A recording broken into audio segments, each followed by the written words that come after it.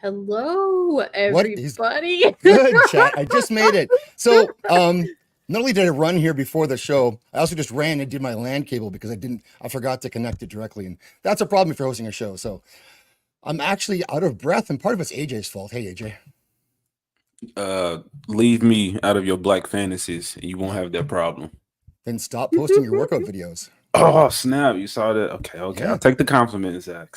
You can have this one that one night, but after that one, you get that out your system. No more.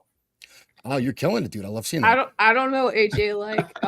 Like Will was talking about you, and I heard that you've been working out and stuff. So Yes, I'm trying to get right. I'm trying to get like Zach's. Ever since I met Zach's and I saw those dang shoulders, and I mistake that chair for more of his man Yeah. meat. Optical illusion. Yeah, I like that. That's like, yeah, I got to get like that. Speaking of man meat, Gary's here. What I knew the minute I heard that, I went, "Oh, he's gonna make that about me." Of course it is. Welcome, Gary. Thanks for coming on. As some know me as Backdoor Gary, thanks to Zach's, Polly, Backdoor and Six. It's we need a T-shirt though for that or something. I think it really does need a T-shirt with like a donut on the front that could be mistaken for a pucker hole. Watch this segue. Guess who else wears T-shirts? I do. Nadia wears T-shirts. I'm wearing my Jennifer's Body T-shirt today. Oh, that's nice. hot. So. Oh, hold on. That's cheating. There we go. Okay. Oh, cool. Yeah. All right. Okay. What is that, Nadia? Was Jennifer's Body like a book or something else before the movie? Yeah, it was a book actually. Was it? Yeah, like this is a really weird story. So I used to volunteer at the library back when I lived in Bakersfield, and I saw it, like I was just getting on my resource shelf, and I'm like, this is cool. It was a short, like kind of a, I wouldn't say like a kid's book, but like teens book, and I was like, oh, that's cool, and I started reading some of it. Wow. You could buy the used copy for $267 on Amazon. Wow. Well, exactly. I asked because I wanted to use who is that? Megan Fox for one of our circular jerk thumbnails, and the jerks were like, "Fuck no, bro! What is this? Where did you get this from?" What? Time out. Speaking of valuable things, this man's time is valuable. Kamran Pasha. Man, I'm getting good at this. Yeah, your segues are so pro. And Cameron's getting worse. He's muted. You're muted, Cameron. Can't hear you. No, I'm just miming. Oh. Miming. No, I'm just saying. I feel like I've come in and interrupted the flow of various homoerotic conversations that we were all having. So I mean, we can continue that if you like. I mean, every show I'm on, Cameron, is homoeroticism. It's ridiculous. So, yeah. I mean, AJ, it's more about impressed that he's changing the way he lives his life. And I'm proud of him. I'm honestly proud of him for that. Yeah. The ancient Greeks would appreciate it. They'd like athletes. They'd like guy stuff. It's the ancient Greeks. We're going back in time. He's still too short, but whatever. I'm just like the old AJ? Greek that was afraid to AJ, leave how home tall are because you? he didn't want to leave his brothers behind. Ooh, AJ, behind. how tall are you? I fluctuate between 5'7" and 5'8". Depends who's asking. That's 5'6". I'm taller than you? Jeez. Okay. Hey, stop it. Natalie, How old are you, Natalie? How tall are you, Natalie? If you're taller than 5'8"? I'm 5'8". I'm 5'8". All right. Wow. I'm a proud 5'4". Proud 5'4". Short guys rule the world. Everyone is afraid of us. And if they aren't, they learn to be. And it's Nadia, not Natalie. Okay, we haven't met. It's okay. Well, can I call you Nadia? It's not. Can I call you Natalie though? Can I call you that? No, please don't. There's a story there somewhere. All right. We're starting off on an unusual tangent, but it's all good. It's okay. We have people here. Oh, you know what? Why don't you do this? I'll call you Natalie, and you can call me Cam, which I hate. And even How about friends this? How about this? call me You Cam. call me Nadia, and I'll call you Cam, and then we're even. We're good. We're good. And we're even. It's naughty with an A. Lean into it. Transliterate people's screen names. I don't know how to read this stuff. No, it's not your fault. Jana's here. What's up, Jana? Roman was here early. He had to leave, I think, to go catch that Denny's senior special or whatever it is he goes to. Hey, Lady B. Thanks for being here. Dragon Roos. Good to see you. Yeah, with Sig Soul, we're always it's always my fault. This time it actually really was my fault, not AJ's fault. So I'll take responsibility for that. But AJ does fall asleep, but not on stream. I want to do a poll. I want to ask who says. I'm just gonna ask who thinks I should call Nadia Natalie. Let's do a poll. Please don't call me Natalie. I'll leave. It's a bit. Please don't. Let's call it truce. Who else we got? Lovely Sherry. Always good to see you. Thanks for coming, Sherry. Always supportive, always here. Thank you. Subtle Deviancy. What's up? Do furries hang out in the Blue Oyster Bar? That's I've always definitely wondered that too. That's an AJ question. So yeah. It's so hilarious how anytime I see anything about a furry, and now here comes Josh with this Juneteenth shit, is just let me get ready to be interviewed. I know. What did you do for GT? AJ, like, what did I do? I went to work like the rest of the fucking productive Americans, and I ate Mexican food, not this chicken and watermelon shit that Josh is. Are you talking about today? I was off today. My company gave it off. Oh, Juneteenth, that's today. Yeah. I know. I mean, we tried to get American license, but we couldn't because it was closed. Wait, so that's why the meters that's why I was parking today and there was no meter issue. Okay, now I know. Okay. Oh man, my job and my jujitsu gym made sure to tell me that we are jujitsu. Yeah, we open. We are not closed. They didn't even say for Juneteenth. They just said we're open. We're definitely open. Okay. I don't understand Juneteenth, but I'll pass on that info anyways. I don't need it. Canada, we don't do that stuff. We just take random. No, you don't worry about emancipation. You wipe out your indigenous people with like smallpox infested blankets. Oh, get on. I have Canadian coworkers. You guys are off almost every other week for some holidays. I like that family day you guys get every 3 months or so. Like, that's cool. Oh, well, we have Family Day in February, but we get like family days too that you can take whenever. Anyways, communist countries, lots of fun. Sassy's here. Yeah, yes, it is. It's a lovely place. Up here. Sometimes it's summer right now. It's nice. It's all good. I do like Canada. It's home. White Bear, what's up, White Bear? Good to see you. And Josh coming in hot with a $9.99 super chat. AJ, happy Juneteenth. Josh, Jesus. In honor of you, I ate fried chicken, watermelon, and drank Kool-Aid. I also decided to wear pajamas and house shoes to Walmart. Now, I did experience that when I went to Florida last year. It's a real thing. The whole, like, house shoes, pajamas to Walmart. I'm very surprised. Josh, to complete the outfit, Josh, you got to have that, I don't know what it's called. I call it the little muffin cap that they have. The little silk thing. Yeah. Do-rag. You don't know what a do-rag is? No, not a do-rag. I'm talking about the that bonnet, the hair bonnet. Yeah, the women in Snoop Dogg wear. Yeah. You got to complete the outfit. How do you not know what that is, AJ?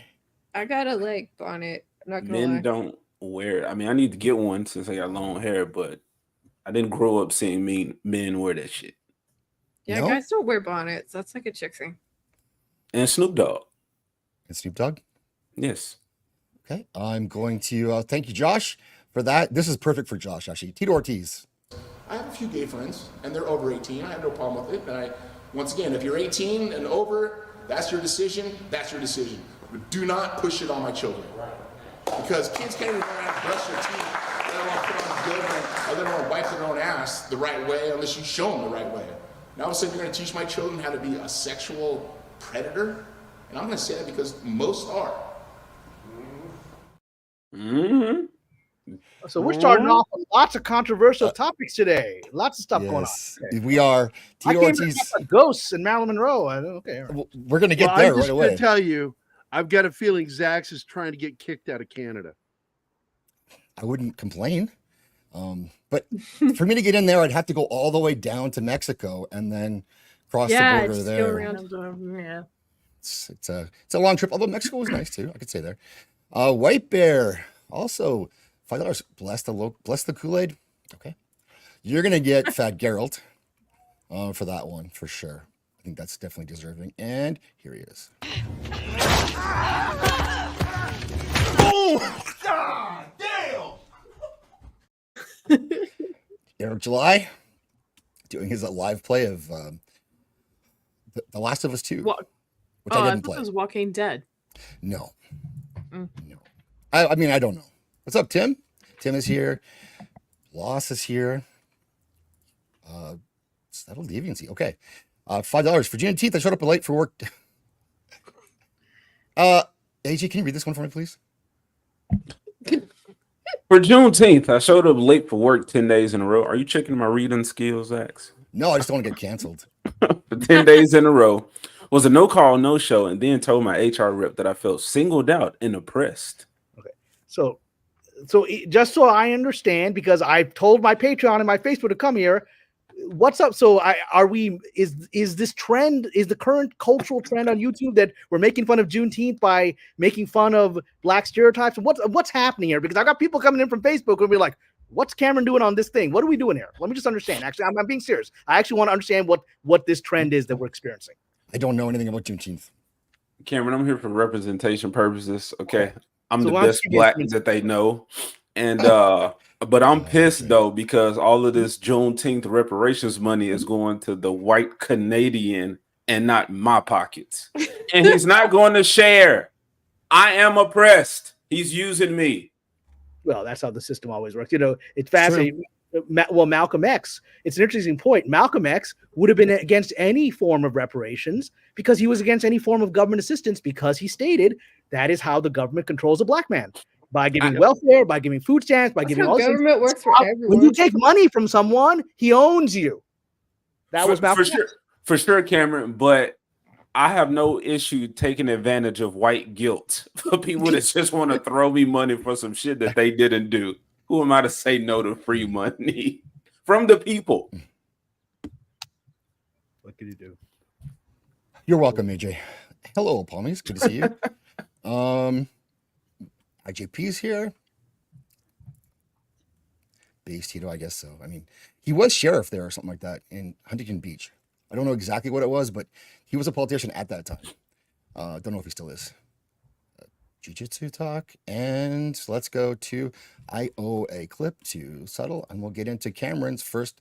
We want to talk about Cameron's project, which is very timely for today. But first, wholesome. Nothing can be better than this. This is wholesome stuff here. So enough. I am Gandalf, and Gandalf means me.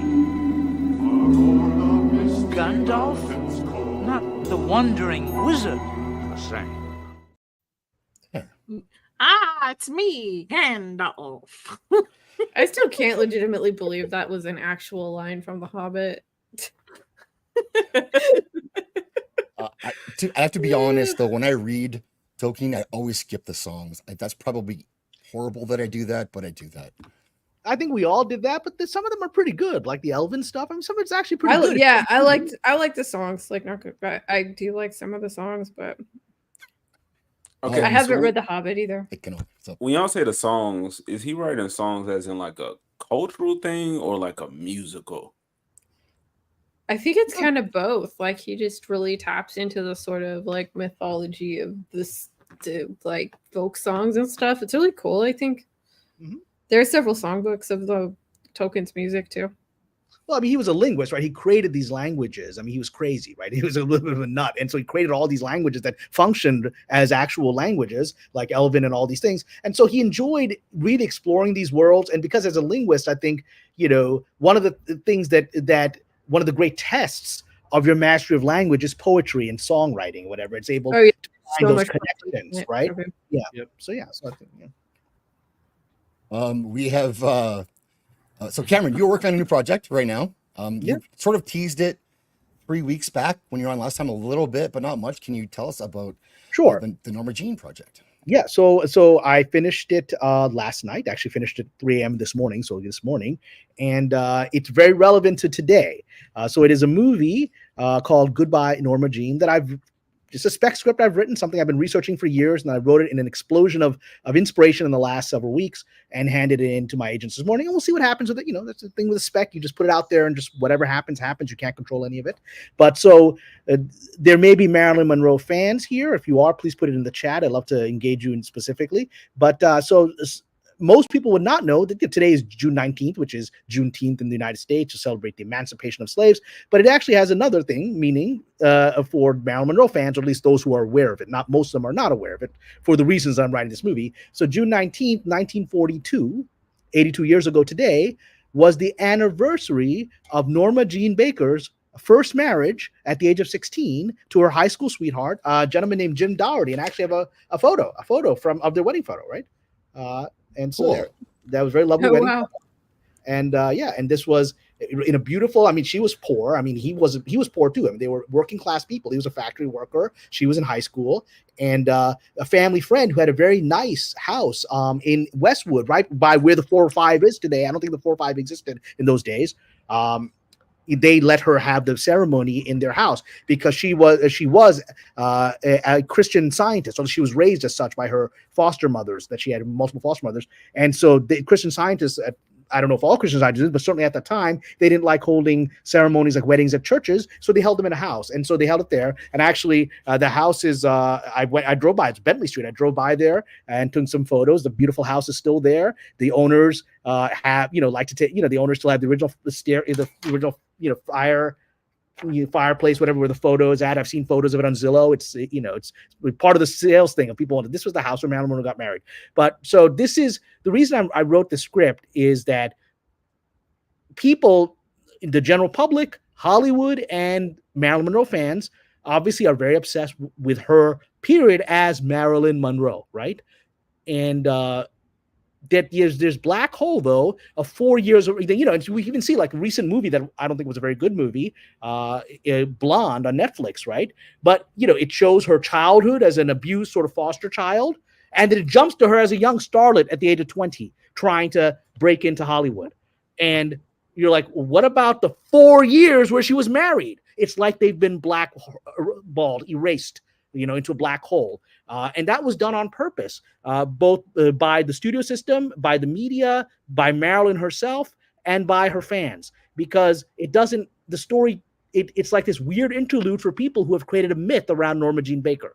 Now, she was an incredible artist, an incredible actor, an incredible singer, dancer. She created this incredible persona of Marilyn Monroe, but it was a creation. It wasn't her. Norma Jean created this. I mean, it's something. It's sort of like Charlie Chaplin created the little tramp character. It's a character, right? She created it, but it consumed her life and ultimately led to her death. But because of the mythology around this character, people don't like talking about that first marriage, because she's married to a factory worker who goes off and joins the merchant marines, and in World War II was sent off away. And they don't want to talk about this working class origin. And, because it messes up a lot of the mythology of her later life, which is that, she was with Joe DiMaggio for 9 months. She married him, and then that marriage ended. And then she was with Arthur Miller, a famous playwright, and then that marriage ended. So various factions in the historian world, the Marilyn Monroe fan world, will say Joe DiMaggio was her soulmate, right? Even though he beat her a lot, and he beat her to the point. Jealous guy, he would beat her. That famous scene where we all know, where she stood on the subway grate, right? And and the air blows up her skirt. He was so jealous by her filming that scene. Really? Yeah. Oh no, this is documented, historical. Because the makeup artist explained what happened is, after that scene, which was witnessed by thousands of reporters who were there for the filming of that scene, and it became iconic, like the blowing up of the skirt, right? Yeah. They went home afterwards, and he beat her in the hotel for embarrassing him. And he called her a whore, and he beat her. He beat her so badly that her makeup artist had to cover up her bruises the next day to go back to filming, right? But the mythology is he was her soulmate. That's the mythology that the industry sells, the Marilyn Monroe fans like to believe, because it's the princess thing. She's the iconic star, star. He's the iconic, athlete. They must be good together, right? And that only lasted 9 months, but that's the story. And then she married Arthur Miller, who is the iconic playwright, right? Who writes The Crucible. He's this guy. And so then the next part of the story is, well, she doesn't want to be the sexy starlet anymore. She wants to be a serious, mature actress. So she marries this nerdy, geeky playwright. And then that's the next part of the story, is that, well, now she's a serious person married to a serious person, right? And he emotionally abused her. He wasn't even. I mean, he didn't even have the guts of DiMaggio to slap her around, which DiMaggio did. He would do things like, leaving passive aggressive notes that he wrote to himself around the house where she would find them, like little diary notes. It was like, I think this marriage is a mistake. I think she's a whore. And he would hoard these horrible things that he would write to himself and just leave casually lying around the apartment for her to find. Oops, I'm sorry. Those are just my personal musings. I didn't mean for you to find them. And he so damaged her psychologically that 18 months after their divorce, she's dead, right? So these mythologies are what people want to sell. Nobody wants to talk about this. Nobody wants to talk about this pretty normal girl, foster child who grew up in orphanages, and this sweet guy who's a factory worker who, was went off to the Merchant Marine, took care of her, didn't hurt her, didn't slap her around, didn't beat her. It doesn't fit the glory and the tragedy story, right? And so they've erased her. And and so I was like, but I then went and found, he wrote, he basically during her life, he married again, had children. His second wife, understandably, was quite jealous that he had been married to young Marilyn Monroe. So out of respect for her, he never talked about their relationship when she was alive. And he only did so after she died. And he wrote a couple of memoirs. Like this was a memoir he wrote just before he passed away. He lived to 84. He lived 2005. He passed away. It's a memoir he wrote just before he passed away. Incredible stories, all feeling very true and believable. They feel very real of a marriage, right? This was an early sort of account he did in the 70s. It's hard to find this book, but I found it. In the 70s, he wrote this early account of their relationship. And again, they all match up. And so I was like, why is no one telling this story? So I wrote a script that's called Goodbye, Norma Jean, that looks at her childhood, her broken family situation, and then how she's about to be shipped off to an orphanage yet again. And literally the boy next door that she's been dating says, I'll marry you. Because otherwise she's going to go back to the orphanage. And he marries her and he takes care of her. And he's a really good husband. And he gives her the only thing she never had ever. It's during this brief period when they're together that she has stability in her life. Because she didn't have a father. Her father, never acknowledged her. She was an illegitimate child. Her mother was in a mental institution. She went from foster home to orphanage her entire life. Every few months, she's moving to some new family. She never had a stable thing. And then when she's Marilyn Monroe, it's not stable. She has like 200 boyfriends. No. He has these, it's never stable. But these 4 years, it's stable. And he's a really good guy, decent guy. And it upsets me that he's been erased from history. And their story has never been told because it's a heartbreaking story because he loved her. Jim Doherty is his name. He loved her. When she got her break as a model, he didn't oppose it. Joe DiMaggio didn't want her to be a movie star anymore. He wanted to stay home and he wanted to be the Marilyn Monroe in bed, but stay home and cook lasagna for him. He wanted to own Marilyn Monroe. Nobody else could have her, right? Whereas, Arthur Miller's like, he wanted everyone to see I'm the nerdy dude with the hot chick, right? But he didn't want to be a normal person. He wanted to be Marilyn Monroe all the time, right? So you have these two extremes of people that were just using her. And then you've got this guy who's like, oh, honey, you're becoming a model? That's wonderful. How can I help? And he's a working class guy. She emptied out their entire bank account to buy stuff for her model. Because in those days, the models had to pay for their own clothes, their own makeup, their own travel. So she basically bankrupted him and he stood by her. He believed she was faithful during their marriage. However, other historians believe that she was sleeping with all these photographers. Certainly those photographers claimed afterwards that she would go off for weeks, in the desert and take pictures with them, like literally go off for weeks with these strange men on these road trips of photos. And then they would say, yeah, we had sex, right? They never said that during her lifetime, which is interesting. They said it after she died when she can't contradict it. But but even then, he's seeing his wife go off with these strange men for weeks. He doesn't object. He's upset about it, but he doesn't object. He doesn't stop it because he wants her to be happy. And then he goes back to war. And while he's away at war, he gets these divorce papers in the mail. And he's like, what is this? And it's because she got an offer, Norma Jean. And I call her Norma Jean because Marilyn isn't real. Norma Jean is who she was, right. Beginning to end, that's who she was. It's like saying Charlie Chaplin is the tramp. It's not who he is, right? So Norma Jean sent him that because Fox, 20th Century Fox, because now she'd become the number one cover girl within a year. She had gone from factory worker to the number one cover girl in the United States within 1 year. So Fox noticed, and Fox gave her a movie contract to just come on as a bit player. They knew she had to learn how to act. She did not act, right? And so they gave her the contract, but part of the deal was she has to be single because certainly in the 40s, right. The studios controlled everything. There was no sexual harassment laws. They said if you're married, then guys don't have the fantasy when they buy the movie ticket that they could be with you. So you can't be married. So, right. And so she's like, all right, I'll divorce him. And he comes back from the war. He's like, what is this? I mean, I've supported your career. Why are you leaving me? Right. And she said, no, I'm not leaving you. This is just technicality. you just sign the papers and we can still live together. I just can't be legally married as part of my contract. And he's like, so we're not married. We live together. I continue to support you. I continue to give you a roof over your head, continue to pay for everything. And you go off with strange men every night, right? That's not really a great deal, right? No. It's not a fair deal. It's not a fair deal to this guy because he's he's given her all his money. He hasn't blocked her career, and she now wants to end the marriage and still use him as her financial backer. I mean, none of that is fair. But it's also what a young 20-year-old girl with stars in her eyes is thinking, right? So she's not thinking like a mature adult. She's just like, she can't believe she's gone from a poor orphan girl to the biggest model in America in a few months. So she's swept away by this, and she dumps him. And it's heartbreaking, and he lets her go. And I was like, this is an incredible story that we haven't heard. It's a human story. This is the most human I've ever seen Marilyn Monroe, right? This is the most relatable human being I've ever seen. The woman in Gentlemen Prefer Blondes is a wonderful actress, but that's not a relatable human being. That's a goddess, right? This is a human being. What would any of us do if we're presented with the chance to become the most famous person on the planet? Do we have to give up the person we love? I mean, that's an interesting storyteller's quandary, right? It's a deal. I'll take it. Yeah. Would you tell that story because that makes her look really bad? Well, I mean, I'm hopefully a better writer than that, right? I'm a better writer than that. And I explore the complexities of their relationship. I explore how hard it is to be a teenage girl who's married, who's from a broken family, who doesn't know how to trust anybody, right? Whose entire experience of people is that everyone leaves after 3 months. So she doesn't really believe Jim's going to stay with her. She can't even believe he stayed with her 4 years. And I think Jim is right in his memoir. He says, I think her survival mode was because everyone kept abandoning her, right? Everyone kept abandoning her. She'll just abandon them in advance so they won't get to hurt her. And I believe that's true.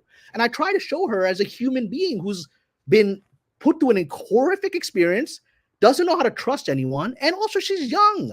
She really thinks, okay, Jim's a sweet guy, but I can probably do better. I'm becoming the biggest model on earth, right? I could probably meet a Prince Charming. And she did meet Prince Charming. She met these famous guys that were, by the standard of the society, Prince Charming. Joe DiMaggio was the biggest catch in the United States. Everyone wanted to be with that guy. He was Prince Charming, and then he's slapping her around. There goes the illusion, right? But what does she know as a 20-year-old girl? And I try to make her sympathetic as a human being. Well, how old was her husband at the time, the first husband, when they got married? He was 20 and she was 16. And that's normal in 1942. Yeah, I mean, he didn't go to college. He was he left high school. He worked at a factory, and she was in high school. Yeah, he went to war. I mean, he was in war when he got his divorce papers, right? And so, yeah, I mean, that was normal. But to me, what's the most remarkable thing about Jim Dougherty, her husband, her first husband, after everything I've just told you, he never said one bad thing about her. Never once.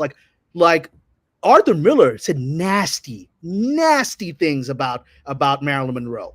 Nasty things after she was dead, right? And this guy, still carried a torch for her to the day he died. I've not read his book. I've seen multiple interviews where he's like, she was a good person. She was a good human being. She should have been the president of the Red Cross. She just cared about people. I mean, he said the most honest moment of her as Marilyn Monroe is when she's out in helping the troops in Korea, because he's like, that's who she is. She wants to help these poor soldiers. That's who she is. He never once said anything that you broke. I mean, she broke his heart. He's honest about that. But he doesn't blame her. He's like, look, who's going to walk away from this temptation? I wasn't enough to cover it. I couldn't offer more than the glitter. I couldn't. Right. And I mean, I don't know that I could be that merciful to someone who broke my heart and left me and then essentially erased me from her life story. And yet he never said anything bad about her to the day he died. To me, that's an interesting guy. He stayed class the whole time, right? So he was the guy he was. He wasn't somebody else. He wasn't faking. And so when it came down to it, he stayed a good guy. Yeah. And I mean, to me, look, after she divorced him, he's heartbroken. He's reeling from it, as anyone would be, because he knows he's losing her to this. He knows that. It's not like I just met her. He knows he's losing her to fame. He knows it, right? But she's still broke because, she doesn't have any money, and she was hoping to still live off of him, right? After the marriage. But he gave her his car. He owned his own car. He said, "You can have my car," because she didn't have a car to go to her work, to her shoots, he's like, "You can just have my car." It wasn't part of the divorce settlement. He gave it to her 6 months after the divorce when he heard that she was so broke she didn't know how to get to her various appointments. So he just came by her house and gave her the car, gave her the keys. And again, what she did, the humorous story is that within a few months, he starts getting all these parking tickets because she never changed the name to her own name. So he starts getting all these parking tickets in his name, and then she gets into a car accident and he gets sued. He gets sued because it's still in his name, right? So he's like, I gave her my card. I'm still broke. Now I got to deal with all this, right? So, I mean, it's funny. It's funny and tragic. Yeah, it's that's a rough start to your life anyway, and then rough end to her life as well. Well, that's the thing. He has a rough start and he has a good life. He ends up marrying again, having 3 beautiful children, 3 beautiful girls, and he ends up joining the LAPD. And discovers that's his calling. He's a master marksman. Like as a kid, he was a brilliant hunter. Like he just could. So he became the #1 shot in the LAPD to the point that he was the one that founded the first SWAT team in the whole world, Special Weapons and Tactics. He was the instructor in Los Angeles. The first SWAT team was founded in Los Angeles, and he was the instructor because he was so good, and he saved a lot of people's lives as a cop. And then I see all these people ignoring him or even saying bad things about him. I'm like, dude, what did DiMaggio do for anybody? He's playing ball for his own ego. What did Miller do for anybody? He's writing these. He's a huge narcissist. Yeah, he's a good writer, but he's a massive narcissist. None of these people did anything for other people. This guy spent his whole life doing stuff for other people. I don't want to start a conspiracy theory, Cameron, but where was he when JFK was shot? Where was he when JFK was shot? Yeah, master marksman, right? Married to no, Marilyn he Monroe? wasn't. Huh? Well, he actually doesn't believe any of the conspiracy. He says it. He doesn't believe any of the conspiracy theories that the Kennedys killed her, right? He says, no, I think poor girl, she overdosed. It happened. It was an accident. She wasn't trying to kill herself because he knew her. He'd been with her, and she would be taking sleeping pills during their marriage. He didn't like it. He's like, you can get addicted to this stuff, right? Don't do that, right? And so, she had a lot of health issues, and she would take sleeping pills because she couldn't sleep. But he didn't believe the conspiracy theories. Although I'll be honest, I do believe the conspiracy theories. But that's a whole other conversation. I absolutely believe Monroe was killed. I don't have the slightest doubt about it at this point because I've read too much. But that's another conversation. So I'm going to shut up now. Let the people talk. No. This is so. I have a question actually here from Josh. Who wants to ask you about Bombshell. I think he clarifies later that it was called Smash, maybe not Bombshell. Yeah, it was Smash. Bombshell was a really good documentary about Hedy Lamarr. Okay. Yeah, no, I've seen the Hedy Lamarr so that Bombshell I know. That is a very good documentary. I really liked it.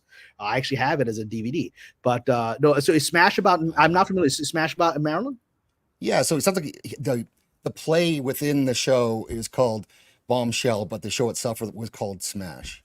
Okay. Yeah. Okay. So I'm not familiar with that. I mean, I did see The Blonde, which was this terrible Netflix movie. It was really that was rough. Was that Anna de Armas? Was that the one? Yeah, her performance was incredible in a garbage script. She was given a garbage script and she just brought it. Yeah. And someone else, Nosferatu the Vampire, asked you about Robert Eggers. Are you a fan? Which Robert Eggers is referring to? I'm sorry. Filmmaker. He's a director, writer. Give me a movie because I'm not blanking. The Lighthouse. Nope, I haven't seen it. So you've not seen The Lighthouse? Wow.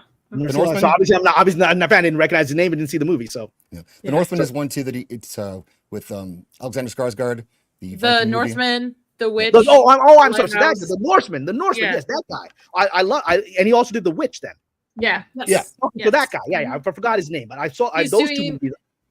He's doing Nosferatu, the remake. Okay, so that's why because our friend here likes Nosferatu. It is. Yeah, he's got a thing about Nosferatu. Yes. Okay.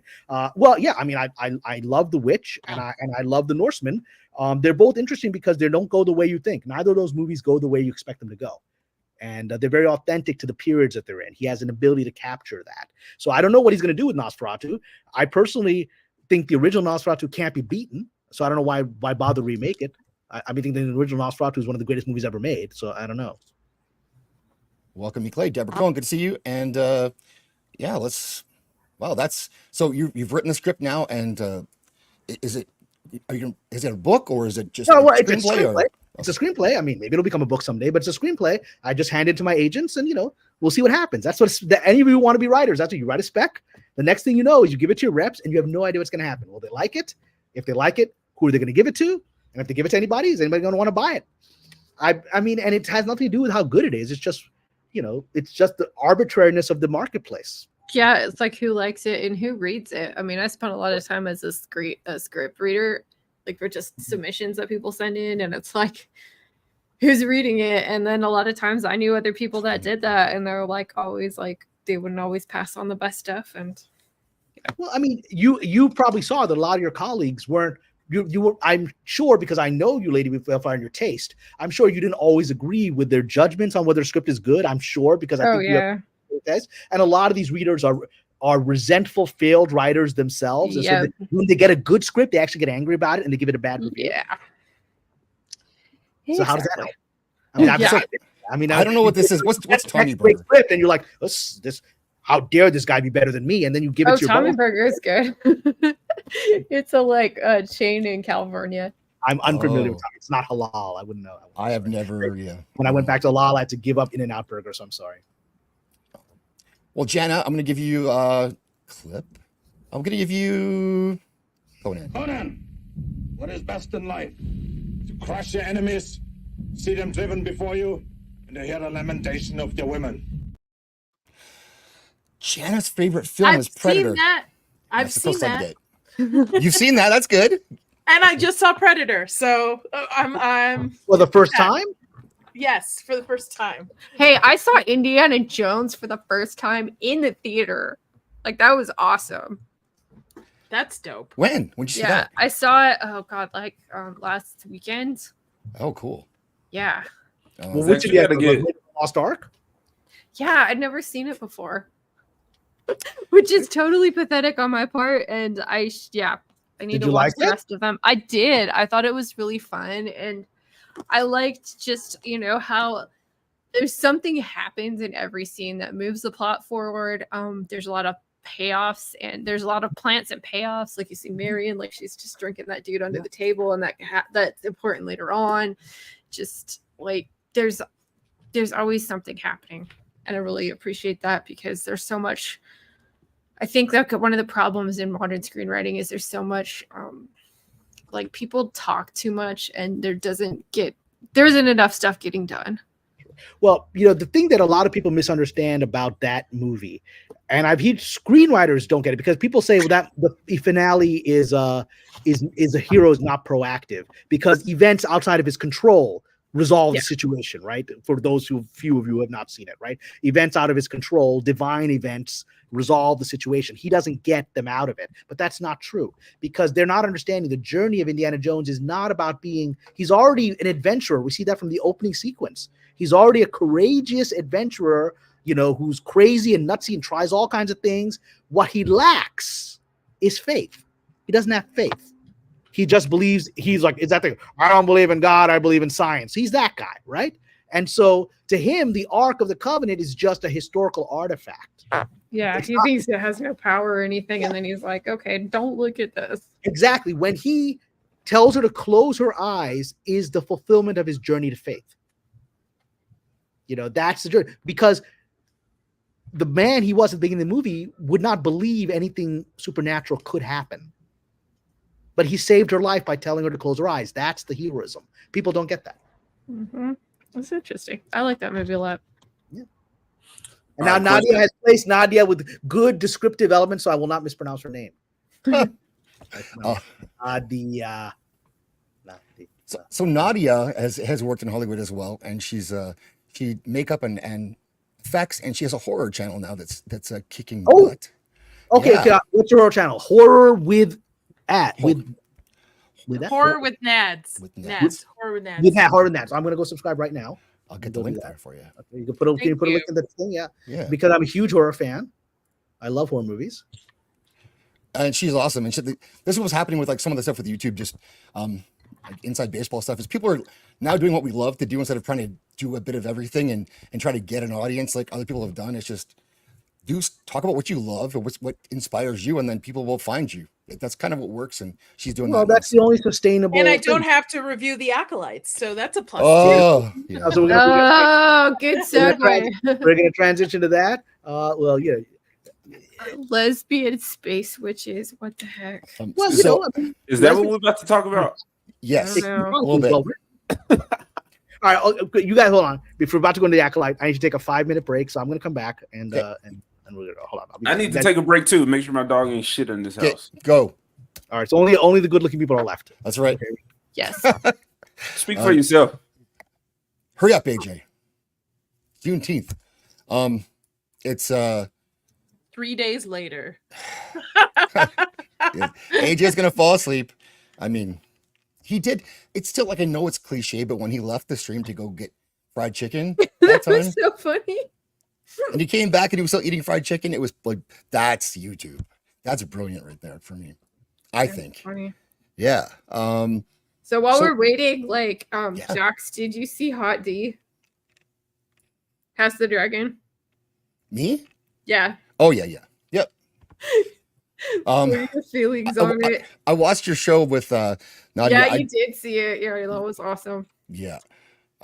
What did I think? By the of way, it? that stream finally got Inside All Day over 400 Woohoo! subscribers. Congratulations, that's awesome. And I will laugh my butt off if Inside All Day gets monetized before the horror channel, because That would be tragic. it's laid dormant Cool. for so long. Do that stream on that channel though, if you want to build that. No, one. I want to focus completely on horror on the horror channel. I don't want to mix it up. Okay, well, so what I think, I thought it was good. I would say that I'm a bit disappointed, and some of the like those weird, not disappointed because people want to talk about why isn't there more. I didn't like the blood and cheese aspect as much, only because it takes away some of the intentionality of the characters. I feel they've been doing a bit of that, and because the way it was passed around and it wasn't really a direct attempt, and there was no choice to be made. It was only because there's no Maylor is not there, I guess. Yeah. Or not alive or something. So she's not choosing the kids, which is a horrible thing to go through, but it's in the book and it's like, it does matter later on. So I think that was, they pulled back a bit on that one. But everything else is good. It's just that same thing with, from season 1, we talked about this before, but Aemond didn't really mean to kill Luke. Like Vagar kind of got mad and killed Luke. And, Rhaenyra didn't kill Laenor and let him go instead. So they're kind of softening a lot of that stuff. And not because, but the response to that critique is that, well, why do you want to see kids be murdered? I don't want to see kids murdered, but I want to see people in this world making moves that matter, whether they work or not for them, and actually make those moves. It's the agency of the characters. It's Right. like, okay, like nobody is proactive. And I am not a fan of Brandon Sanderson, but he has some really good writing lectures and he does give really good writing advice. But one of the things that he says, okay, for characters to be like a good character, it's like they'll have to be either likable, proactive, and or competent. And that it's sort of a sliding scale as you work through the story to get to those levels. And it's like you can have somebody who's evil, who is like competent and capable, but they're not likable. So they have 2 of the 3 things. And I talk about this a lot because I think it really does make for a good character. And there's a lot of characters like that where it's like they just really like miss the mark. And I kind of wish that like we had more emotion too. Like get angry. I came on the stream to talk about Jesus, supernatural, spooky stuff. Okay, well you're back. Good, we can talk about that. Yes, now. Nadia, what's up? I do have a question. Who has rubber farts going on? Because I don't know who that is. I It assumed might be it was me. I'm Gary's sorry. leather. I mean, Gary, you could tell us. It's okay. I thought it was Gooch because Gooch came on. Well, it was before. Wow. Wow. Welcome, Come on Gooch. here, and I just walk Jay? in here Gooch. innocently and I get blamed for rubber farts. Yes. Dang. It's me. Wow. I'll admit it. Like my sewing machine is kind of up against my like desk, so I should probably mute and move it because I'm kind of like hitting the thing weird. Yeah. Now go for it's it. quiet. Now. Oh, see, I thought it was Zach's. Mm. You're the I one thought who it was couldn't make Zach's. The Nah. leather farts. Wow. Gotcha. Okay. No, I was that enjoying doesn't them. happen They to me. sounded very fruitful. I don't use a chair actually. I just do squats the whole time. I believe it. I mean, I'm not. Clearly, you can see the chair, but Not like Joe There Biden. we go. I moved it. It's cool. I'm sorry, I didn't realize that It was was a a cool visual. So Cameron's not here. Gary, we don't have you for too long. You sent me a script a while back, and about it's a horror take on. Before we get into that one, because there's another thing that just happened. Oh. I just had my meeting with Tom Conkle. I had pitched him over a year ago an idea. Yeah, Tom and I are close friends, and he and I had a meeting, and I pitched him an idea, fell in love with it, but a lot of time went by, and I've had to deal with everything that's been going on with my book, all this other shit. Not to mention I'm constantly doing book covers. And but this isn't what I wanted to talk about first. I wanted to talk about the other stuff I sent you. Jung is my future planned project. It is not currently, because you've read the screenplay. Yep. And it is I know it's a good one. I'm a good writer. It's good. And but I put that on the back burner because the other one, which is where it says for later, that shows some of the artwork I've done. Because Tom was like, holy shit, you put a lot of work into this.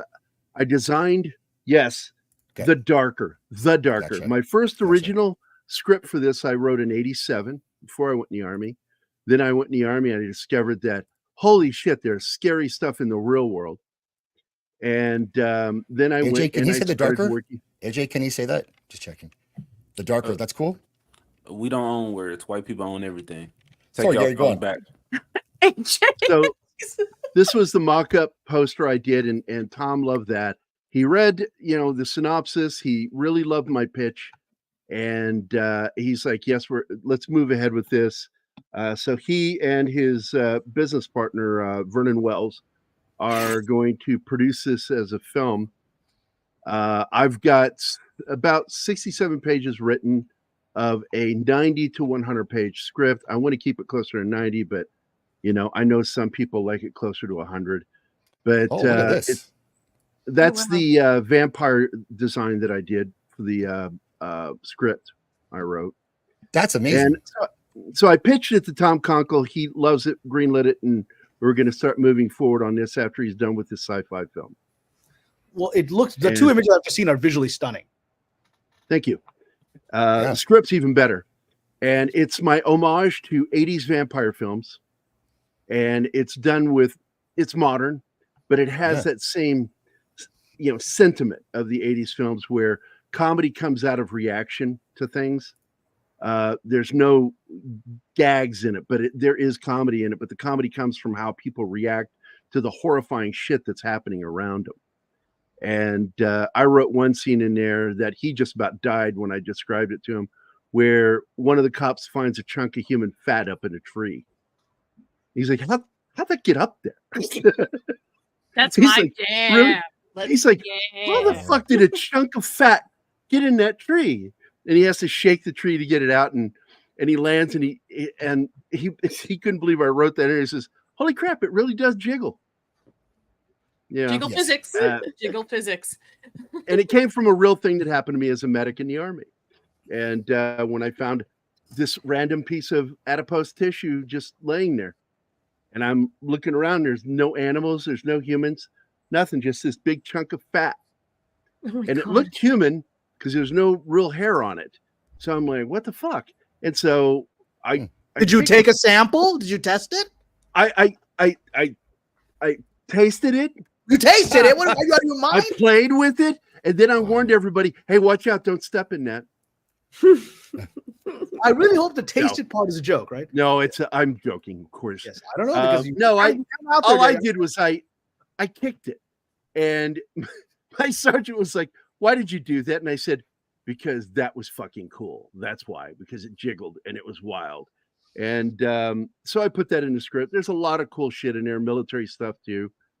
It deals with the vampire who's been hiding his presence as a war junkie because he goes from war to war feeding. Smart. Because nobody misses bodies. It's a good idea, dude. In war. You're a smart guy. That's actually a very good idea. There was another, that's actually a better idea than the one that we had. Ethan Hawke did a vampire movie where the vampires just hunted. I like that one. The Arctic, right? Because the sun is never. So that, I thought that was a good idea. I'm friends with Steve Niles, and I love that one. With this one, basically, this guy just travels the world. He's been hiding his presence, and he ends up returning back to the hometown where he was made in Virginia. and he was made as a vampire at the Battle of Valley Forge, actually, and he was drained and brought back by an ancient vampire. And so the story follows this guy. He ends up having an Afghani daywalker who is also his conscience, keeping him on the right track. And because he saved him at the Battle of Gallipoli and, released him as a slave.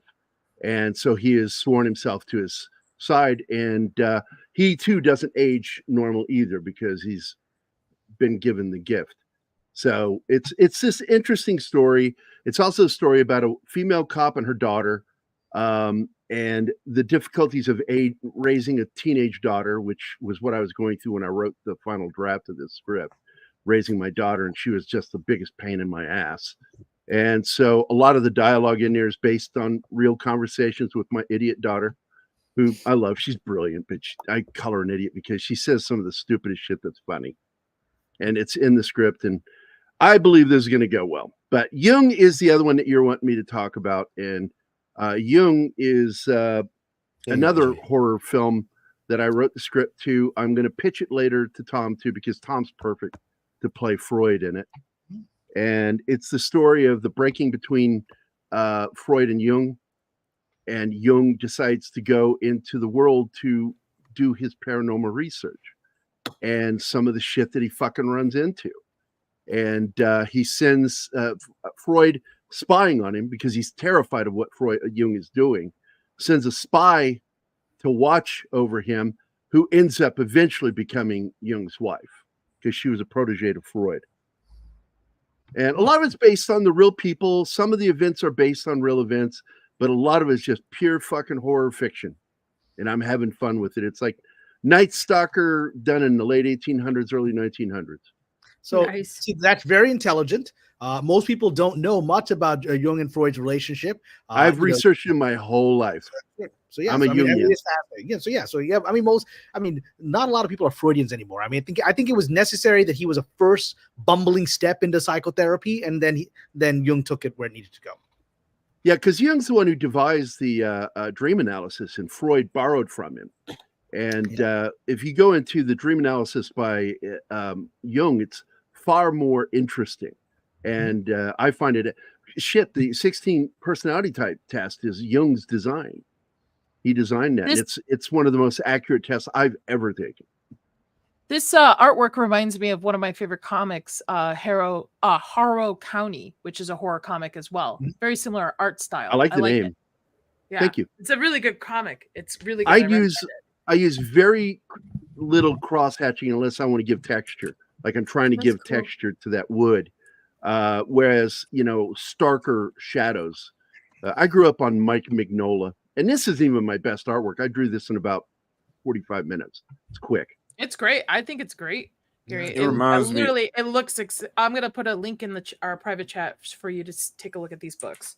Yeah. Well, this Jung cover also has a feeling of like an early Batman kind of vibe, which I like. It's the X-Files too, because she doesn't believe in what he's doing. He does.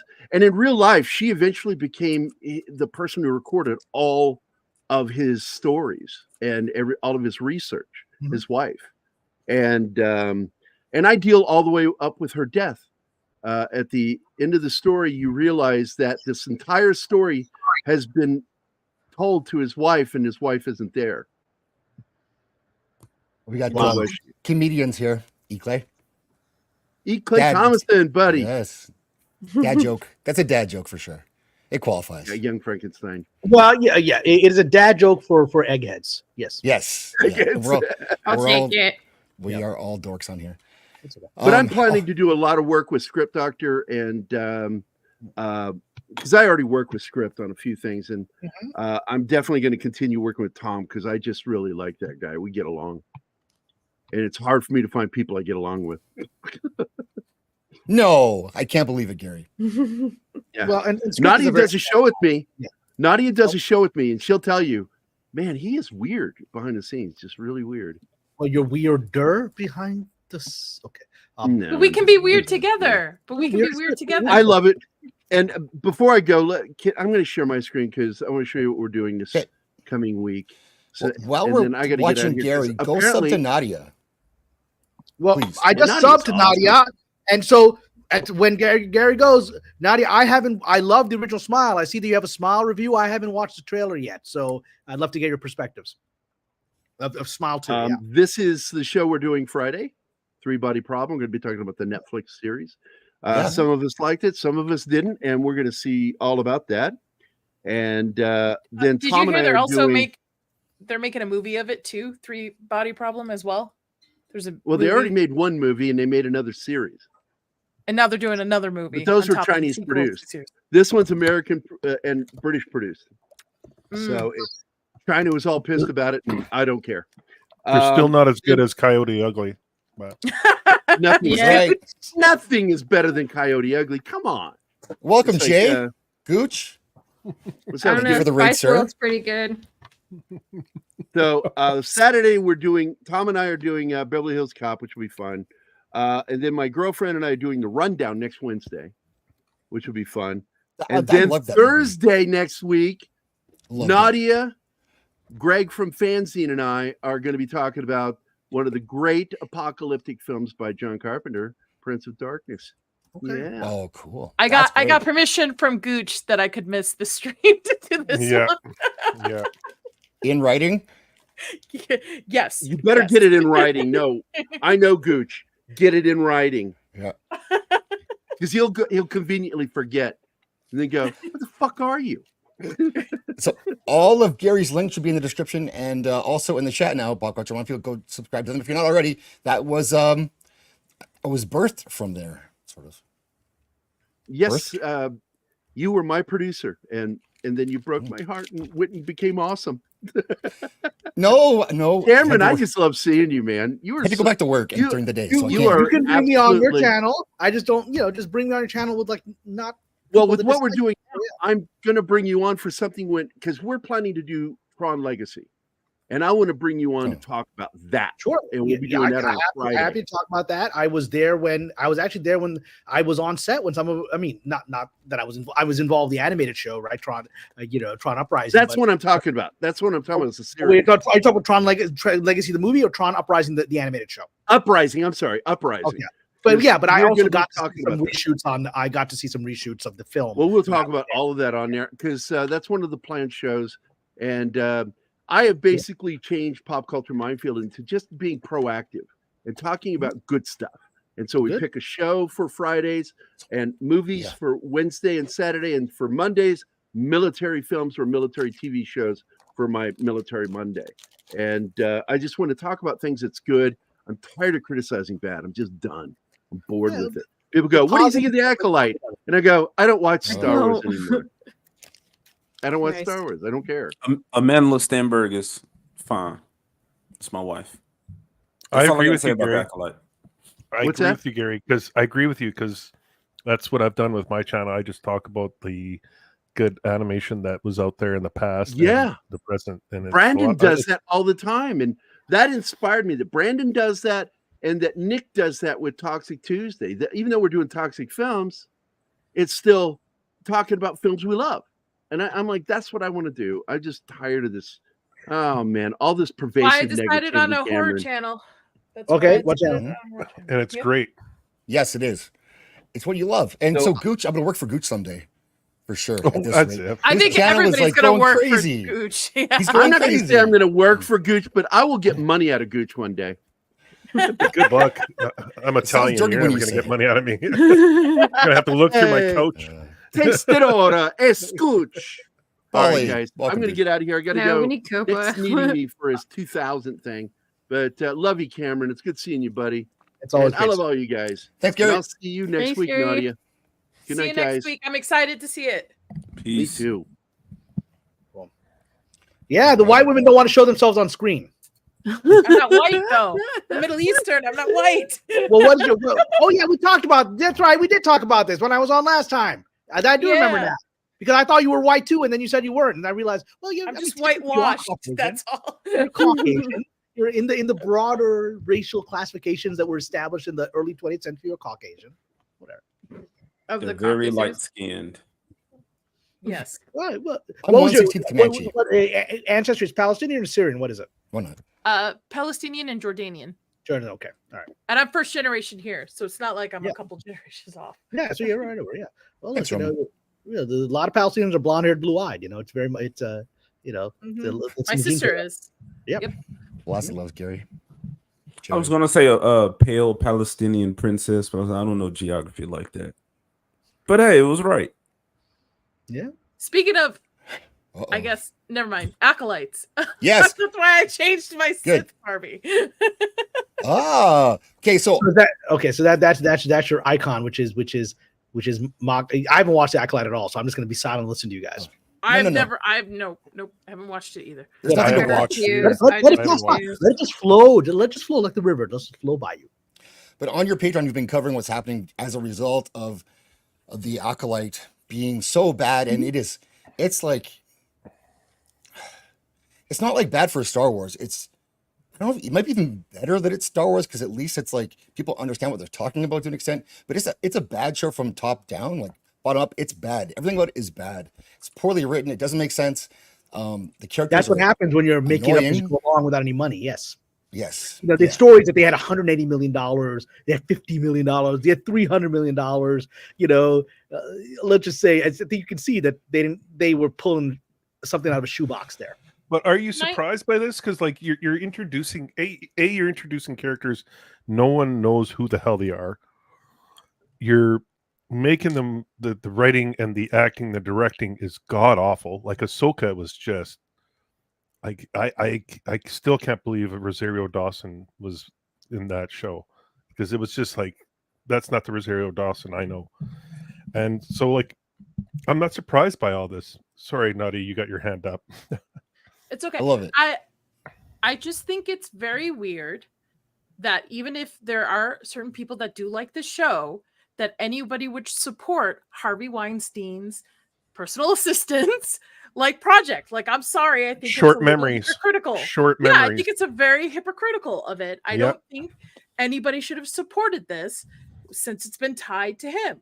Like, I'm sorry. I don't know. There's a lot of sort of like closet like Harvey supporters out there, or people that work with him, or people that knew and said nothing, and I don't know. No, I got so frustrated. The whole system Yeah. protected Harvey Weinstein until they stopped making money on him. Then they threw him under the bus to make sure that the spotlight didn't come onto them, right? Yeah, and nothing changed. Nothing changed. No, it got worse. I talked to casting directors. The casting couch got worse because all the spotlight was on this guy. So everyone could keep doing what they're doing more aggressively, knowing the spotlight's not going to turn back on them now. Yep. It's so bad. I mean, I was like, that's why I left Hollywood, is because I was like working at the time when that came out, and I was working for somebody who was friends with Harvey, and then he was like, he started like grooming me, and luckily unlucky for me, I'd been in this situation where I had been in a like sexually abusive relationship with a guy that was my racing coach. And so I could see this stuff, but I just got so mad because I was sitting here listening to people I was working with talking about this, and they're like, I don't even believe this stuff happened. And they're like, oh my gosh, like, who'd even say this? And they thought the whole thing was a joke, and it just made me so mad. Zach, can you share my screen real quick? Majority of the people who doing? are in support for this show are the same people who like pushed the whole Me Too movement and were very supportive. Yeah, of that. so it's all So, those like, people. How could you? Regardless of the fact that it's a poorly written show, right? I haven't seen it. I don't care to see it, but I've seen the reviews. I just like, I don't understand them being hypocrites of like, hey, it's not Me Too. Because these people understand Me Too was about white women establishing power. That's what it was. It was about white women establishing, because right when that happened, I worked, as I've talked about before, I worked on a show where I had these white women, leftist, loudmouth, save the minorities people who were my bosses, and they were sexually harassing the male actors because they were seeking to seize the power. They talked about Harvey all day long, how evil he was, because they wanted his power for themselves. Yep. So that's So what this sick. was. And so Leslie Headland, they will support her because they're all about this. They view it as in their minds, they view it as this was the white woman that outsmarted Harvey. She took all of his money, all of his contacts. He goes to jail, and she's off doing her thing. In their minds, They're class 1. Yep. It's gross. That's what it is. It's white women saying, I want to be able to do this. Zach, their picture was the character that they talking about from Acolyte. With the conehead. Yeah. Is that your foot? Like, I don't know what that is. Fuck no. Scroll down, dude. Oh, I don't scroll down. I can't scroll down. I'm showing your screen. I don't want to see it. I don't want to see it. I'm afraid. Technology. No. Oh, like this guy. This guy. Okay. That's yeah, Kia. So, I was showing it Why do I know because this chick, y'all can't really be crying over him right now. Be so fucking for real. So it's just like, yeah, man, this is who Star Wars is for. Like, current Star Wars fans are not Star Wars fans. This, no, but these are Star Wars fans. Look, I mean, the reality is, nobody's watching this show. There's 14% Rotten Tomatoes. I mean, these are fans. I mean, this is a bizarro cult that is just loud, and everyone acts as if these are the fans. They're not the fans. Yeah, there's a lot of hate watching. That should stop. Like, just there's no point. Don't give this any attention. Just let it go. Just let it flow by. People don't understand what you focus on becomes bigger. Just let this thing go. How much of an influence does the CIA have in this? Like, with a lot of these movements. I mean, well, I've talked about it on my Patreon. Have you? Okay, because I'm curious, because in the 80s, 70s, and 80s, it was cocaine. It was the war on drugs. Yep. Meantime, they were benefiting from selling weapons to, so these movements are they're almost like distractions, because absolutely. Even with Donald Trump, everyone was focused and he's like take him or leave him. I'm not a Trump supporter, but he would sit there and say the dumbest shit purposely. I believe this, and he would be passing bills behind the curtains, and correct, people because everyone's focused on the focused on the Like the Star Wars fans are always outraged and not seeing that they're being played. Yes. Yeah. Psyops, dude. Psyops everywhere. No, psyops are real. I mean, you probably need to take a bunch of cocaine to enjoy this show. So. Somebody say cocaine? Huh? Yeah. What? So on my Patreon, I'm going to be careful what I say here. I've talked about psyops in general. I'm happy to talk about my own experience work dealing with intelligence agencies in Hollywood, because I do have some experience in that, and I've seen it, right? But what I have talked about on my Patreon is that my inside sources in Lucasfilm, because initially they had heard that after essentially last summer, after the failure of Indiana Jones and Kathleen Kennedy's humiliation publicly, when Spielberg basically passed her and over at the Indiana Jones celebration, didn't give her any accolades, instead gave it to everyone else, right? Left her on stage looking like a fool. That after that, my sources inside Lucasfilm were like, we're hearing that this thing has completely been killed. She's been out of power and they're going to kill it. And then suddenly later in the summer, no, it looks like it's coming back. It's like they can't kill it. There's a reason they can't kill it. They thought they could kill it. And then certain phone calls were made saying, you're not allowed to kill this, right? And then I posted on my Patreon and as carefully as I could, because I don't want to get these people's, literally in their sniper scope. But let's just say various shady organizations who would like to control public social narratives, got involved in this show because of Hedlund's connections to them through Harvey Weinstein. This requires no conspiracy theory. If you do the slightest bit of research, you will see that Harvey Weinstein was connected to the intelligence agencies. How do we know this? How do we know this? Because when his accusers started coming out, who did he hire? This is public knowledge. Who did he hire to go after his accusers and essentially, blackball them? He hired this group called the Black Cube, which is a Mossad operation. You can look them up. It's a Mossad. It is a private Black detective. Cube. Now that's an interesting esoteric name there, huh? Correct. So it's Saturnian, but yes. Yep. So Black Cube is a Mossad operation. These are all former Mossad agents. They put that on their website. Former Mossad. You're not former any intel agent. That's not I know. right? That's hilarious. Yeah. So these are Mossad people. He hired Mossad people publicly to take down these guys, right? So he's connected to intelligence agencies. That's public knowledge. Leslie Hedlund, as his right hand during this, would have all those people's contacts in her black book. Absolutely. Right? So let's just say, in a hypothetical situation, that Disney decided to pull the plug on the Acolyte because they could see it's a bad show. It's not worth making. They could see from these garbage scripts. And then suddenly she makes a few phone calls to certain people on that blacklist, hypothetically, who then say, no, make certain phone calls saying, no, you're going to put that on the air because we have some purposes behind this. So again, I reported this on my Patreon. There was news reports in England last summer proudly touting that the Acolyte would have a certain trans actor. I don't even think that person is in the show, but these were news reports by trans activists publicly saying they identified the actor. So I looked into the actor. I didn't look into the actor. The Gray Zone, which is a media site that from former New York Times guys who then criticized the media, right? The Gray Zone looked into who this person was. They're like, oh, this person, this trans activist actor was actually a YouTuber who was discovered to be working for British intelligence during the lockdowns to promote certain narratives about the lockdowns being good for everyone. This was all stuff that was revealed that this person had been hired by British intelligence to do propaganda on YouTube. And suddenly now they're an actor, and now they're trans, and now they're involved in the Acolyte. It's almost as if a handler was sent in to that, because that person doesn't show up on the show. Yeah, you can find the news articles that they were announced to be on the show, but they're not there. It's almost as if this actor was being sent to serve other purposes on that set.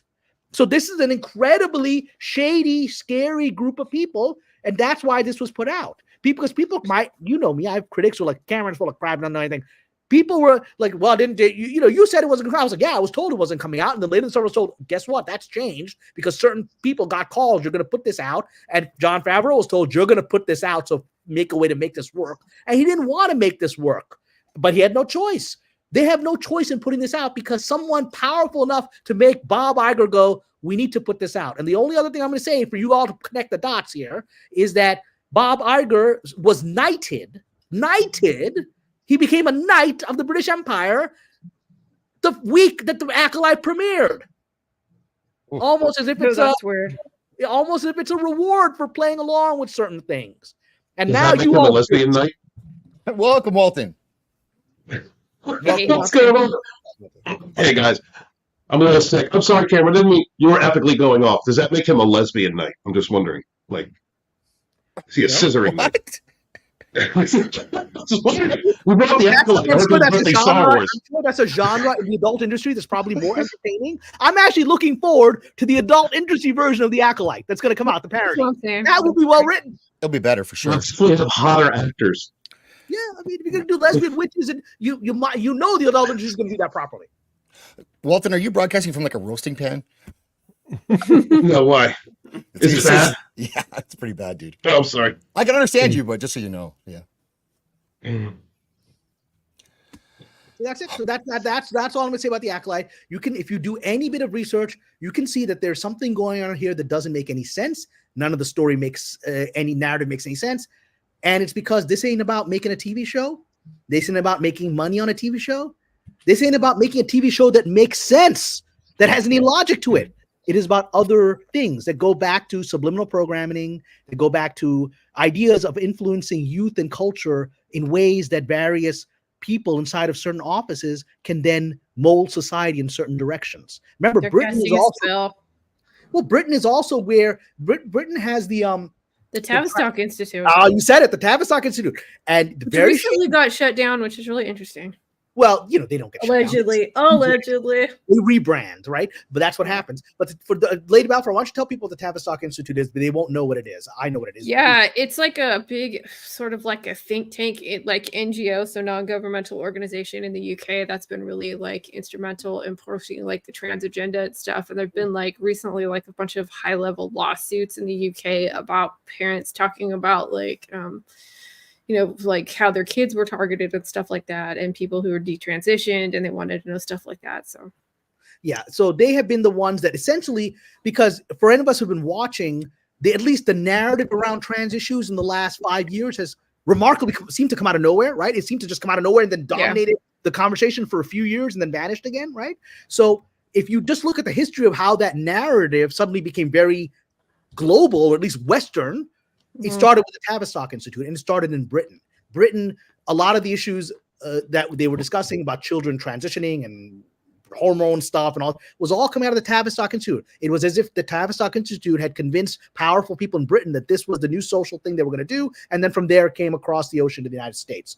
And so if you understand that when you have a trans activist working for MI6, yeah, who's announced to be involved in the show but never shows up, I mean, that's wild. This isn't a normal situation, people.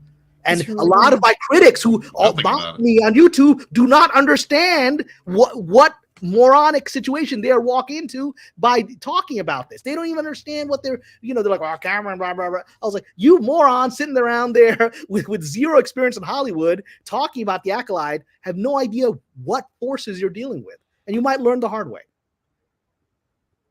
Yeah, it's pretty wild. Ironically, this is the funniest story. Like, I was at one point in time I was engaged to a guy who was trans too in the UK, and he was the one that like red pilled me on all this stuff. Like he told me about all of these stuff and all of the issues with people like targeting children and stuff like that. And yeah, I really I owe him a favor for waking me up to this. And then I think like really just COVID broke me with all that stuff, and I just started like researching things. Please write a memoir. I want to read a memoir. Please. Always has incredible stories. Every single week, it's something random that I'm just like, what the fuck is going on? I would read it. Okay. There's always a driver, and then goes he was story. like Everything. He was a really cool guy. I don't think it was ever meant to work out with us. No, he's not. He knows about this boss. Okay, I've told him about this guy, but yeah, he really got me like woke up to this. And yeah, when you say he was born a woman. Yeah, he was. Okay. I don't know. I feel like there's some people where it's like, okay, there's a very small, very, very, very small percent of people where they're legitimately trans. If you saw him, you'd be like, there's no way in this world you were ever meant to be a woman. Like he's tall, he's quite broad. He has like Zach shoulders and stuff. So I would be like, and I mean, he's well, like, I was born a male, just so we're clear.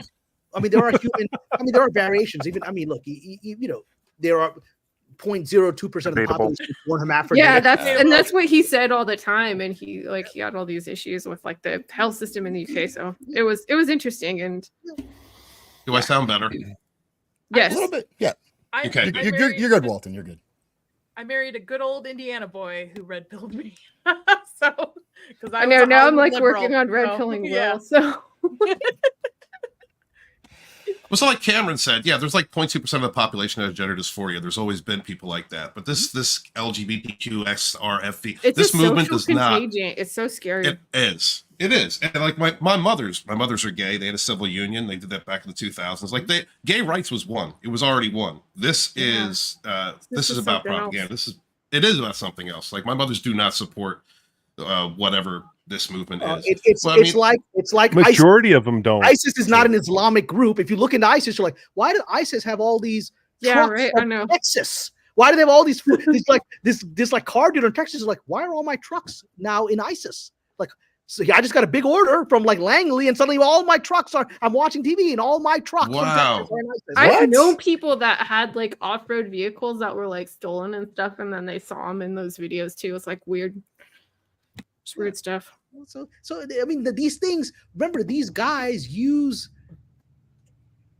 legitimate groups, and they use them for their own purposes, both to delegitimize the group and then also to create a new narrative. I mean, it's the most. I mean, if you were a subversive, psychopathic, Dr. Evil type working at one of these agencies, and your job is to control mass formation of how human beings think, this is the stuff you plan out. You do it without any conscience. There's nothing new about it. Fourth dimensional human reptilian hybrids at it again.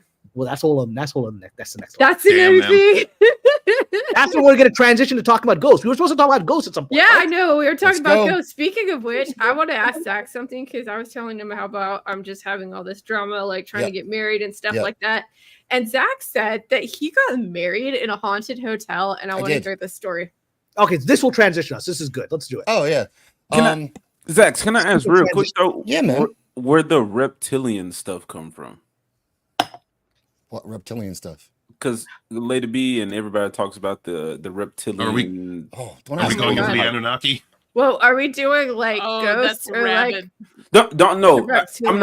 I'm not saying y'all have to like go super in depth. I'm just saying why that animal of choice. Like I thought they were aliens. Okay, so and now there's we're like a choosing. bunch of different, like if you get into like alien theories, like there's a bunch of different kind of aliens, and the like really super evil ones are like the reptilians, and they're kind of known to be shapeshifters or they wear human suits and stuff like that. And I'm sure you've seen those videos. I mean, everyone has by now about like you see weird politicians and like you'll see their throat royal swell family or something. The royal family. Eyes change. Yeah, or like they have a their neck nictating starts membrane expanding in like their a eye. bag. Yeah, The so royal it's family. like I don't know. I look at it too and like this is everything that's going on. Watch It's such an V, or anti-human. They Live. Yeah, V they was a live. documentary. V was a documentary. So was they. Yeah.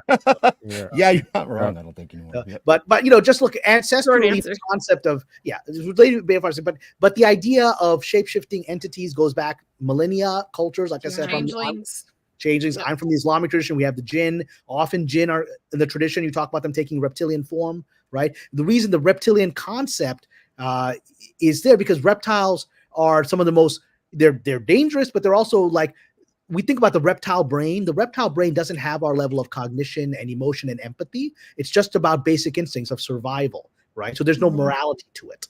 It just does what it has to do, right? Even higher order animals have their own concepts of morality, right? Gorillas, others, they have ideas of what is right and wrong within their community. A reptile has no reptiles and insects. Those are two things aliens are often depicted as, reptilians and insects, right? Insectoids is because those are living things that follow a kind of mental order that doesn't have our morality.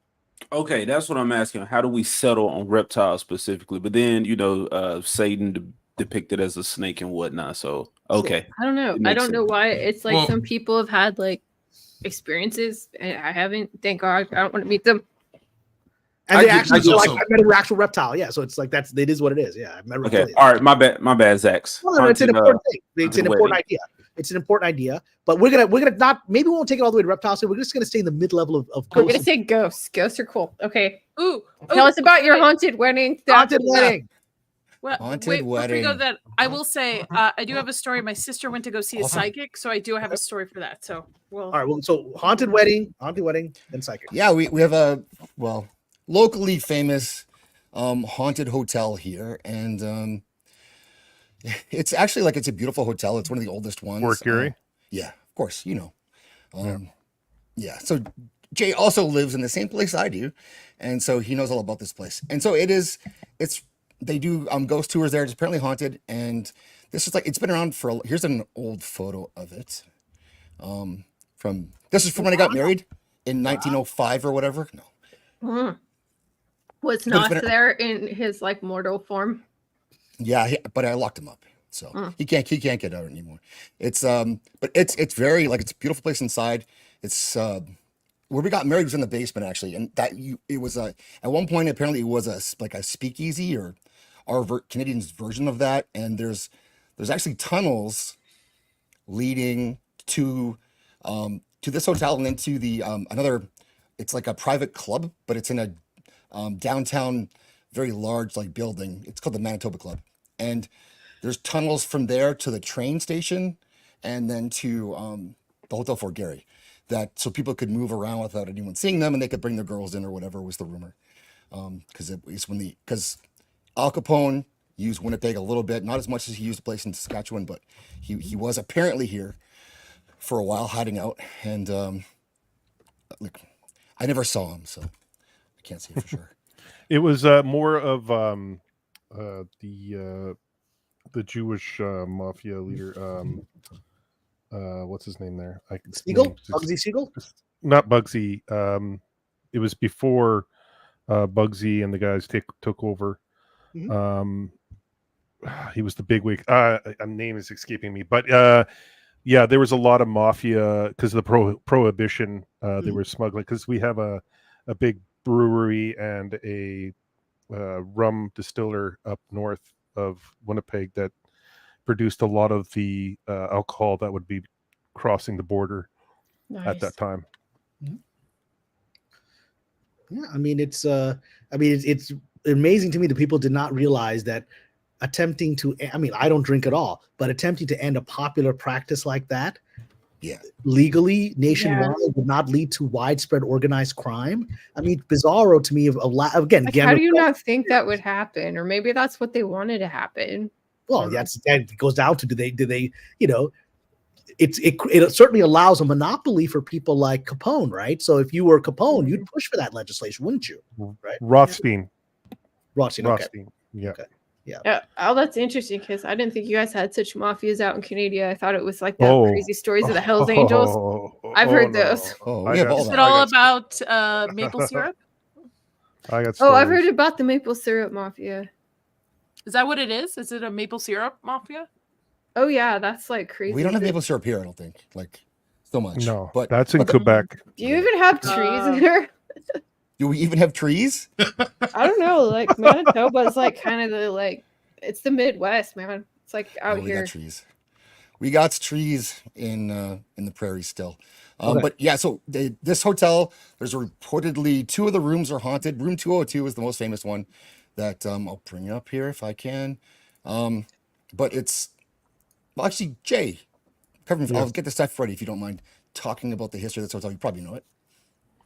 I know it was built in like the late 1800s, 1900s, and apparently there was a woman that was murdered in this building.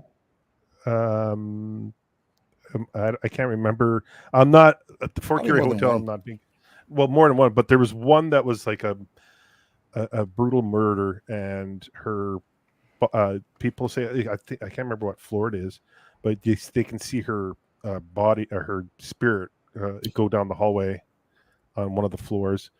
And then in the basement there was another story which you were talking about earlier, but there's a lot of history in this building. And I'm not up to date on the Fort Garry Hotel, but there is a lot of and there's a lot craziness. of imagery and stuff inside the hotel itself and the way things are arranged, and it's all marble and stonework. And so there's people often believe there's more to it than what we see. And so one of the rooms, it's room 202, it is apparently haunted. I've never stayed in that room, but you can actually book that room if you want to. And but it's a very, very old hotel, and so it looks like something that would be haunted if you're classy enough, I guess. That's pretty. It's like The Shining. It is quite lovely. Yeah, I was gonna say, yeah. I got that. It's like it's just got that old timey vibe. You can imagine like old balls here in the 1920s and whatever. So yeah. But this is one of the room hotel 202 in Los Angeles that's haunted. That it reminds me very much of it. I can't. There's the a few. AHS, American Horror Story one. Yeah. So there's a few. There was an infamous one that's now become like a homeless shelter. Yeah, the Cecil Hotel. Yeah. And so That's what it is. Yeah. Yeah. I mean, there's a lot of interesting. I mean, in LA. There's the Culver Studios, which is one of the oldest lots in LA. They filmed Gone with the Wind there. If you actually watch Gone with the Wind, the opening credit of Gone with the Wind, where they have like the producer's logo at the opening credit, it's a picture of the mansion of the Culver Studio, which is still there. I mean, it's the same thing, right? And so you look at that's Gone with the Wind. And so I've been there for meetings because it's an active studio.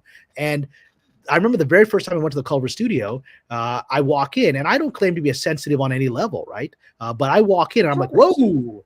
I could feel like eyes on me everywhere in the old mansion building, right? So I was like, what is this? And so when I was leaving, I talked to one of the security guards, and I was like, is this place haunted? He's like, oh man, you have no idea. He said, you have no idea. He said, after 6 p.m., when people leave the 3rd floor of the mansion with those suites, he says, we lock the door and we stay out because that's when they come out. It's their floor.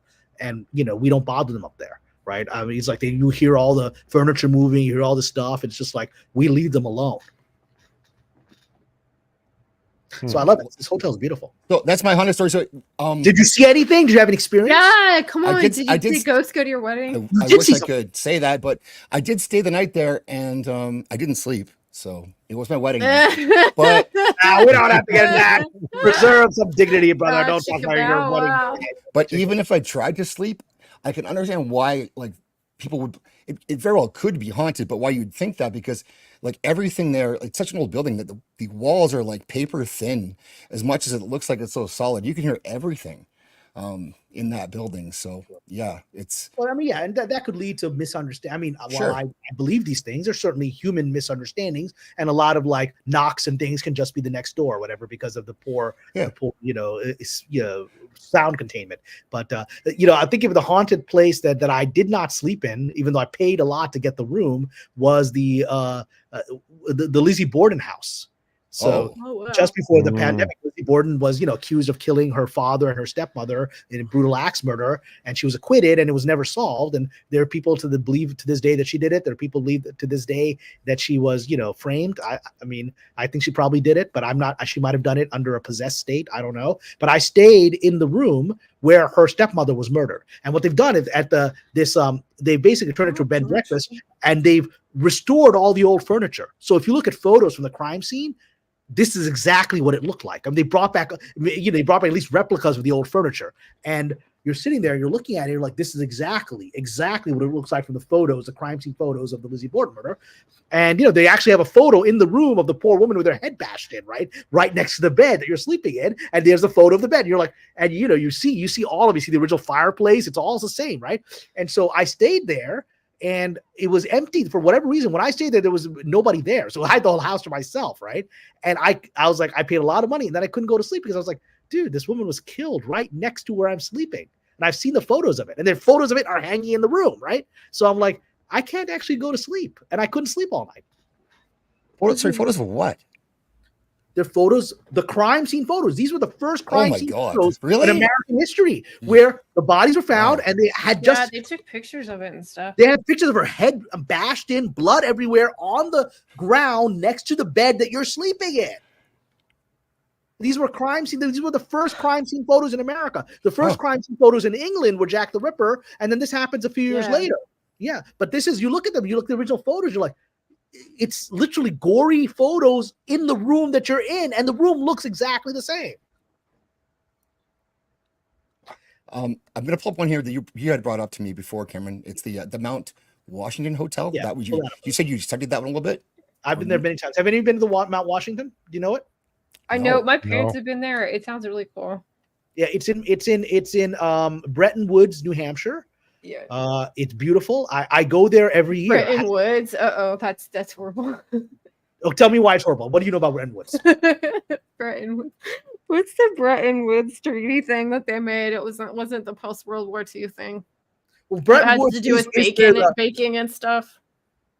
Well, okay, I don't know what that's about. Bretton Woods though is famous because that was where they invented the IMF, the International Monetary Fund. That's the baking. Right after World War II, they have the gold room, which is preserved. They kept like the Lindsay, like that. They preserved the original room where all the finance ministers of Europe after World War II came to this hotel in New Hampshire, and they basically created the modern financial system in that room. And so it's still preserved, but this is up there, and it's in the mountains. It's not an easy drive to get there, and it is really one of the most haunted places I've ever been, and I mean, had direct experiences there. I wonder what the reptilians were doing when that went down. Well, is this where they filmed The Shining? They did not film The Shining, but you can see it looks a lot like this, right? Though the film okay, because you mentioned New Hampshire, and I just it's that hotel is in Colorado, Gooch. Yeah, it is in Colorado. Okay, Stanley Hotel's in Colorado. That's where The Shining was written. At least it's not where they filmed it, but it's based. The Overlook is based on Stephen King had stayed at. I've been there too, and I've actually stayed in the room that Stephen King stayed in when he wrote the book, right? And that is also a very haunted place. I mean, I've had direct personal experiences in both of these places, but a reason I go here a lot is I went to college in New Hampshire, so this is like an hour drive from my campus. So every year I go for like some college reunion thing or whatever, and so I'll just go up there and spend the weekend on a ghost hunt. But we talk about reptilians. What a shock! Mountains of New Hampshire. This was Native American territory, and the Native Americans had said that this is a very sacred land. Don't build a hotel here. But we don't listen to that, right? It's like, don't build a hotel here. This is sacred spiritual land, and they did that. So it's not just for ghosts, which I have experienced. Right? There's Sasquatch, Bigfoot sightings. There's UFO sightings regularly. It is an interdimensional portal because the Native said that, don't go there. It's a portal. Nadia. Huh? You just woke up naughty with that. Yeah, pass. No, the women in my family are really sensitive to stuff. Okay. So like, nope, I don't. Nope. So do you have twin stories from your Palestinian side of your family? I mean, when I was over there living in Jordan, you could tell, like, you could feel the energy in certain spots. But I was young, so like I didn't really pay attention to stuff. But I just listen to my intuition, and I don't stay at haunted places because I don't want anything attaching itself to me and bringing it home. I truly believe that happens, so I just like, nope, I'm okay. All right, you guys enjoy your ghost hunting. I'll sit over here and read about it. Well, that happened to me only once in my life. Do you guys want to hear it? The attachment? Yes, please. Yes. I want to hear your stories, Cameron. Let's do it. All right, okay, because I talk a lot, and I forgive me. No. I only come once a month, so I talk a lot. So forgive me. I just talk a lot anyway. It's a good thing to keep me once a month. So I while we're looking at these lovely pictures of Mount Washington, I actually had my only ever attachment incident in Hawaii. So I went to Hawaii. This was just before the pandemic. Like I went there and with friends of mine who were paranormal investigators and who had actually met them at the Stanley, not at the Mount Washington. I'd met the girl there, the couple. I'd met her there like a couple of years before on a ghost hunt, and we became friends. And so she was doing a ghost hunt. She was a well-known psychic, and she was doing a ghost hunt in Hawaii. And in those days, I had a lot of money, so I was like, I can go to Hawaii for a week just out of nowhere, right? So like, spent that money, right? So I just flew to Hawaii to go see my friends, and we were there, and we had this wonderful Hawaiian native, was a good friend of mine, Lopako. He's on my Patreon, and he comments. And so he's like a spiritual guy. He does a lot of haunted ghost tours, but he's native Hawaiian. He knows all the indigenous stories of the ancient Hawaiian deities and beings. So he knows all the sacred sites. And so we went with him to a site that we were going to go see, which is a cave where a murder happened, a very infamous murder in Hawaii. It happened, I believe, in the 1950s. And it was a man had essentially kidnapped a young woman that he was obsessed with, and he killed her. He held her in this cave, and then he killed her brutally in that cave, right? And so it's like, this is a very haunted place. And he's showing photos of people when they go, they take pictures, and you'll see like in the pictures, you'll see her in the background, like the scary girl from The Ring with her face covered with hair. I mean, absolutely, she shows up in people's pictures, right? So I was like, wow, I gotta go see this, right? So we go, and we're driving there, and we get there, and we're about to enter the cave, and Lopaka suddenly stops. He stops at the front of the cave, and he turns around and says, everyone get back on the bus right now. We're like, what's happening? He's like, just trust me, get back on the bus. So we get back on the bus, and he tells the bus driver, go. He says, we're not going there. He said, this has never happened to me before, but as they approached the cave, suddenly, he felt physical hands holding him, pushing him back, like, don't enter. And he had never experienced this. Out.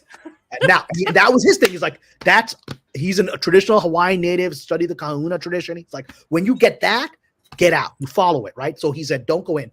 But something happened to me. So I come near the cave. I didn't go in, and we turned my back. So now this is where it begins. So I get back to my hotel, and I, in those days, was spending lots of money. So I was living in a very nice, like this kind of nice hotel in Hawaii, right in Honolulu.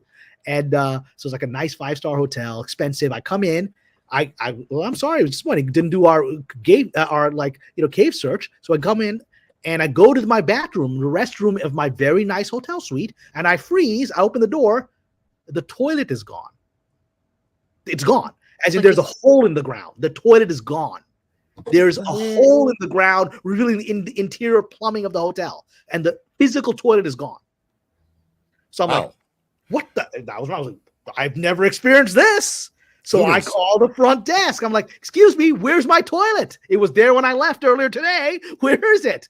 And they're like, oh no, you called us tonight and you had us remove it. I was like, what? Why would I do that? Why would anyone ask to do that? Why would they do that? Even if why would they do that? They're like, well, that's what's in the computer record. I'm like, well, who took that record? Like, oh, weird. Whoever took that call, it's not recorded. That's not our normal procedure. But that was maintenance was told to go do it. Like, who's the maintenance person? Oh, we don't have a record. I was like, what is this? So I was like, well, can I have another room? I can't stay in a room with a hole in the ground. And they're like, okay, sure. So they move. So I'm like, what the hell was that? So I go, and the next day I'm flying back to LA. And then weird stuff starts happening. And like, I keep getting to all these bizarre things that are delaying me from leaving. And finally I get to the airport. And by the time I get to the airport, to my gate, I watch them close the door of the airplane as I'm approaching the gate. And I'm like, hey, I'm sorry, I'm here. I'm just running through to get on time. They're like, sorry, once the door closes, you can't get on. I mean, literally, I'm standing outside, you're closing it in my face, right? But they close it, and the plane takes off. And I'm like, all right, well, when's my next flight? They're like, oh, there's massive storms in west coast of LA, west coast of the United States right now. Everything's been canceled. So I'm stuck in the airport for 2 days. Oh my God. For 2 days. Every flight keeps getting canceled. And my hotel's gone, so I'm sleeping in the airport, and every time I book a new flight, it gets canceled. I'm like, I can't leave Hawaii. I actually have a life. I got to get back. So I finally managed like this bizarro flight to like Colorado, to this, to that, to eventually get back to LA. Like I get back to like 4 days late, but I get back home. I'm like, wow, that was crazy. I'm home. I go to sleep that night. And in the middle of the night, I wake up and I discover I am screaming and running around my home. Like I wake up in the middle of it. I've never slept walk in my entire life, but now I'm awake and I'm running around in terror in my house. I'm like, what just happened here? What is going on? And like my heart is racing and I don't know what's happening. I have no memory of ever getting out of bed. The only thing I know is I'm asleep. And the next thing I know, I'm running around my home screaming. So I'm like, am I losing my mind? So I have a good friend who is Hawaiian herself, Heather Kunha. And Heather is an incredible psychic medium. Right. I mean, she's one of these people that you're like, within seconds, you know, she's the real deal. So I'm like, Heather, some strange stuff is happening. Can I come by your place? I don't know. Something's happening to me. I don't like it. It's freaking me out. So I go to Heather's place. The moment I enter, I haven't told her anything. I decide something weird's happening to talk to. So I go to her place. She opens the door of her house and she really goes, who's that woman that you brought with you from Hawaii? I'm like, what do you mean? There's a woman standing behind you from Hawaii who attached to you.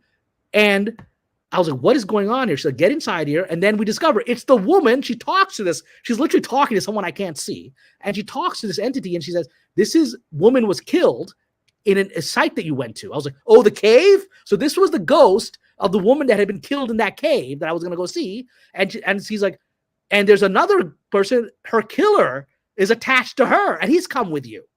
Basically, I was like, what is happening? She's like, she decided that you were her ticket out of Hawaii. So she connected onto you. She needed to escape this guy. I'm like, are you making this up, Heather? She's like, no, she glommed onto you energetically. And then this guy was like, you're not going to leave. Because remember, he's a stalker killer that held her in the cave. So now she's trying to get away in the afterlife. So she gloms onto me. And then this guy is like screwing everything up. So I can't get out of Hawaii because he doesn't want her to leave. And the thing is this.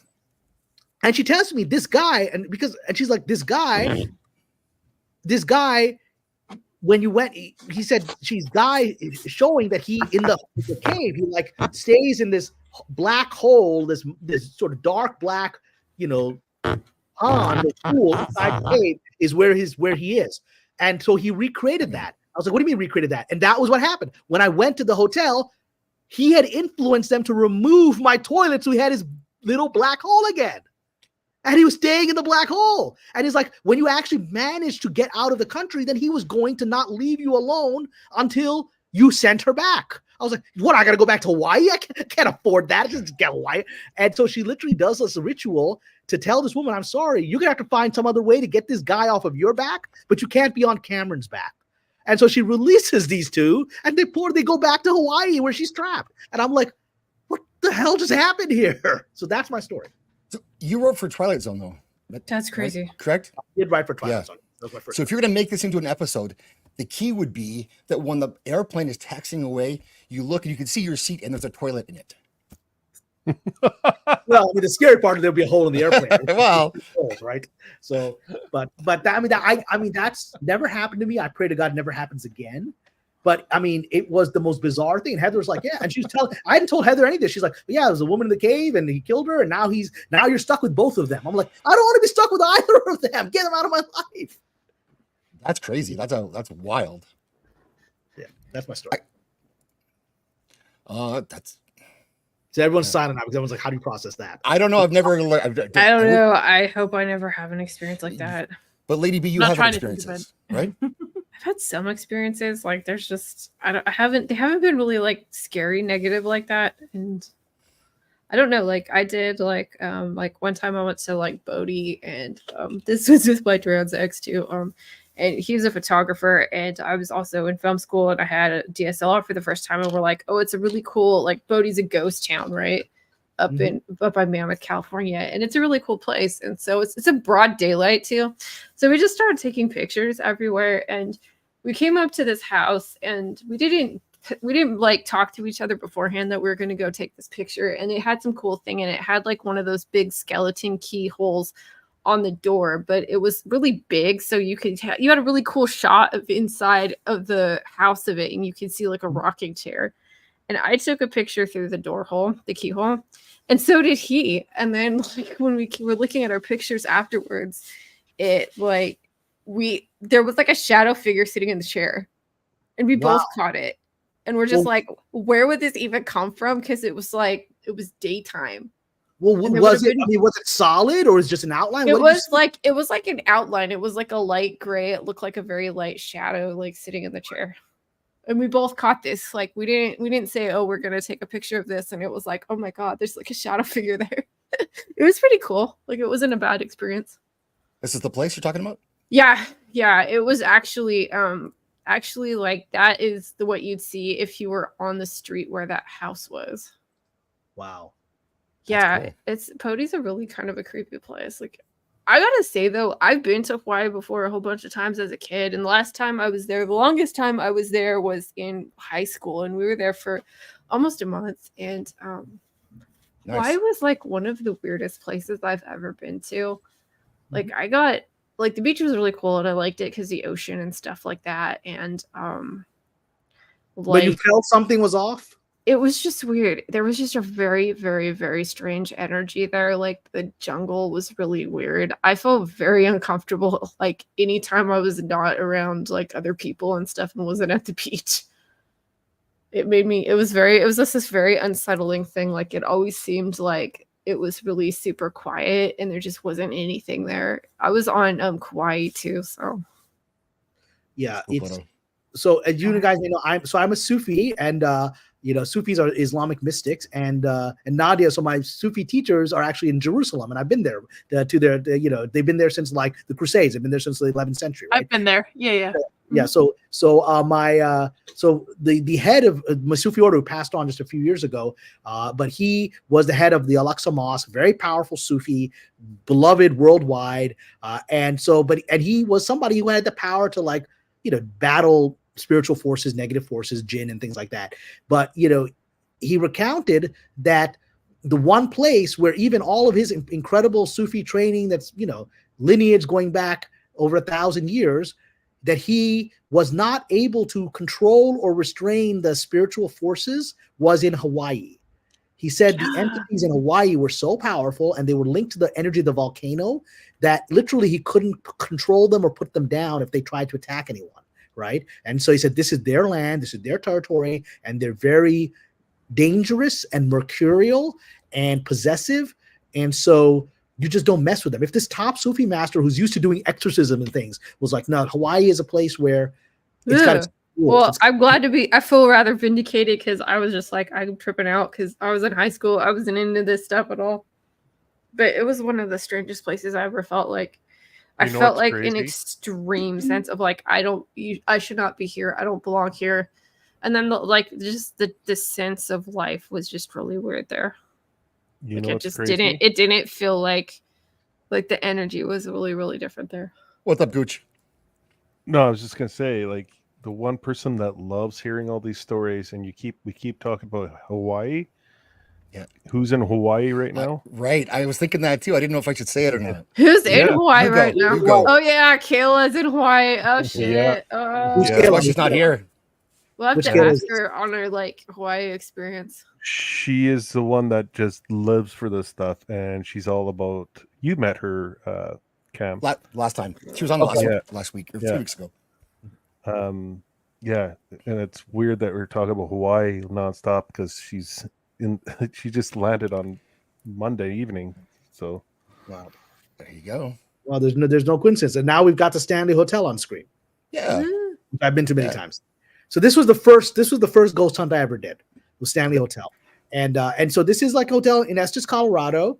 And it is not as, because the Mount Wash you saw, that's middle of nowhere. That's at the top of a mountain. It's a ski resort. There's nothing there, right? There's absolutely nothing there. It looks like it's isolated. It's not. Estes is a very nice little town in Colorado, and this is like on a hill overlooking the town, and there's so it's not isolated like the Overlook Hotel of The Shining or anything like that, or even Mount Washington, right? But this is a nice, and it's it's like over 100 something years old, but this is where Stephen King did stay, and he wrote The Shining here and claimed that he had strange experiences, or at least that's the legend, that he had strange experiences here that inspired him. He was on so much cocaine, I don't think he even knew.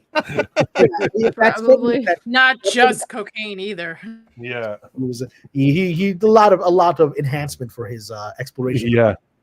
But what is interesting is you have the picture. If we could bring the picture back of the Grady girls, right? So that's famous from the movie. The little girls who were killed, who say, "Danny, come play with us forever and ever," right, and ever and all that. So, and they're very creepy.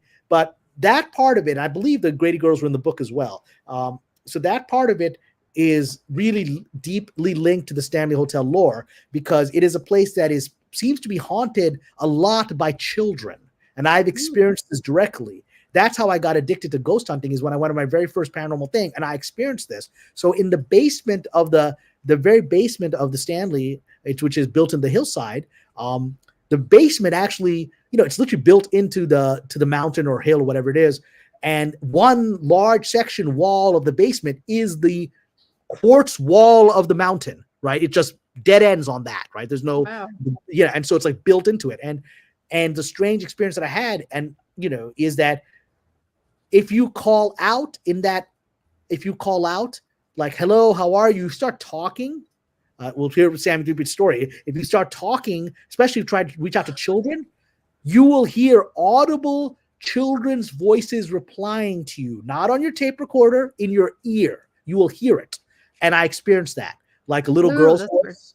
Yeah, and it was the first time I had it. I was like, "Hello, anyone here?" And this little girl's voice goes, "Hello," and it's like echoing through the wall of the mountain. You can feel, and just like, there's nobody in here with you. And then I've experienced it multiple times. That you can hear the children's voices directly. So I'm sure that King experienced that, and that's what inspired the Grady Girls. I wonder if it's because of the quartz that's right there, and it's directed to the mountain too. People have theorized that the quartz recorded it may not be a living entity. It could be, quartz can be recording energies, so it could be a replay kind of thing. But it feels intelligent because it seems to respond to you. Like if you go hello, it will respond hello. So it doesn't seem to be recording, but the quartz may be accelerating it. Does it repeat what you say, or does it say something else? No, it'll talk back to you, and it'll giggle. I heard the child giggle, which is always creepy. Yeah, Sammy in the chat here says he experienced the same thing. So, and Adam Gray says he was born there. I don't know. He is a ghost, so he is a ghost. That makes sense. There you go. Okay. He was supposed to be out there actually, but he will come on next time. All right. So yeah, there is apparent. Actually, I've never noticed this. Is that a picture from Stanley that there's this maze? I actually never saw this maze. I never noticed. Yeah. So that must have inspired the maze of the Overlook, right? Right. I assume so. That's what I was looking at. Or maybe it was built afterwards. I don't recall this maze, but I didn't go out to it. I spent most of the time inside. I've never been there. I'd love to go. It's lovely. These places are all just lovely as a vacation site. If you have experience, that's great, but they're just fun to be at. Not the Clown Hotel, though. I don't want to go to that one. Oh my God, no. The Clown Hotel, did you say? Yeah, yes. The Clown Hotel. God, where was my dad? What's that about? I don't know about this. Oh, yeah. God, where is it? I think it's like in Nevada or something like that. Because my dad was going on a ski vacation and he was coming back from somewhere and he was trying to like make it through to wherever the next place he was going. And he ended up stopping in the town where that was. And he's like, "Should I stay here?" And we're like, "Hell fucking no." It says Clown Hotel like in the yeah. Like there's a bunch of freaking clown. It's like, 4 hours away from me. Yeah. It's so scary. Like, Have you been? So it is in Nevada. Okay, I'm not crazy. Okay. Yeah. It's no, totally but it scary. kind of reminds me of like the stuff that you find in the house on the rock in Wisconsin. Yeah. Oh. Which I've been to that. That you want creepiness, go through that thing. Yeah, that one. What was that one ghost hunter show that was on like the History Channel or something with the guy with the black hair? Like that was like they're just setting Ghost up Adventures, those guys, Ghost yeah. Adventures. Yeah, they're on this and they're just setting up their stuff and like the clowns in the lobby are moving. Oh my god, how could you sleep in that I don't room? know. And it's right next Oh. to a Pennywise. cemetery too. Oh, yes, no it's way. right by a cemetery. Yes, it is. Oh, that's right. So I just 2 days ago, do you know Cirque du Soleil, the circus performers, the acrobats, whatever? Yeah. So they actually have a media company, and they're actually selling movie ideas based on some of their shows and things, right? And so I had a meeting with them 2 days ago, and I pitched them because they wanted to do you have any ideas? They wanted to come up with like a horror movie that's set circus related. I said, well, I got a killer clown movie for you. So I basically pitched them a sort of a new Freddy Krueger type of being, which is essentially a clown form, right? I don't want to base it on like the Pennywise of It, but it's got its own mythology. Like Freddy Krueger has mythology. He was a child molester who was set on fire. It's kind of like a clown that was killed that's coming back to haunt you. But the mythology I said was that like this girl is being haunted by this clown. Like she's like a performer for like the circus, like she's an acrobat, whatever. But wherever she's going, these killings are happening by this clown, and it's haunting her. And then she has to go into like, I mean, that's crazy. She has to go into like in order to defeat it, like you have to go into Freddy Krueger's dream world. She has to go into the clown's realm, which is, I call it this mystic, like this evil, big top magical realm where all sort of the terrifying creatures from like, Barnum's like weird, like, mermaids and things that he created, the fake creatures actually do exist. And like she has to go through all these terrifying creatures to get to like the evil clown, right? So I think that's a pretty good idea for a horror movie. Sounds similar to Terrifier almost a little bit. I'm not familiar with Terrifier. I see like the clown thing. What is Terrifier's myth? He's a demon that's just like on a terror rampage. I personally have seen only the first movie. I don't like it. I think it's a little too gore heavy. Like I like gore. Blood stuff. I like gore with a purpose. Gore like this, where it's just to be shock value, is just not my cup of tea. It's like Human Centipede kind of garbage, kind of thing. Gore porn. That's what it is. Yeah, there's no like it doesn't mash with the lore. I like give me a little bit more lore, but it's similar. I haven't seen the second one. I'm told the second one's better, but I don't know. I have no desire. Well, I'll get off this quick and go to. I want to talk about the place that Nadia sent me just now. But so that next to the Clown Motel is the cemetery. Like that's what you're seeing. So that's like old. Is that Old West Cemetery? Like cowboys. Yeah, it's old from like days when they had like mining in 1800s there. I don't know. Like my dad just straight up stopped in the parking lot and took a picture of it and the cemetery. And I'm like, Dad, like just please don't bring anything back from there. Like just this is the no cemetery. attachment. Actually, like living next to cemeteries and stuff is supposed to be pretty peaceful. Yeah, really. I know a lot of people don't think it is. Yeah. It's supposed to be pretty peaceful. You don't get really messed with when you live next to a cemetery. Well, I can see that. I was at a cemetery just today because I actually regularly go to the Westwood Memorial Park, which is where Marilyn Monroe is buried. Right? It's this little tiny cemetery hidden in the middle of like West Los Angeles, surrounded by skyscrapers. Right? Where is that one? So it's in Westwood. It's on Westwood Boulevard and Wilshire, 1 block east on Wilshire.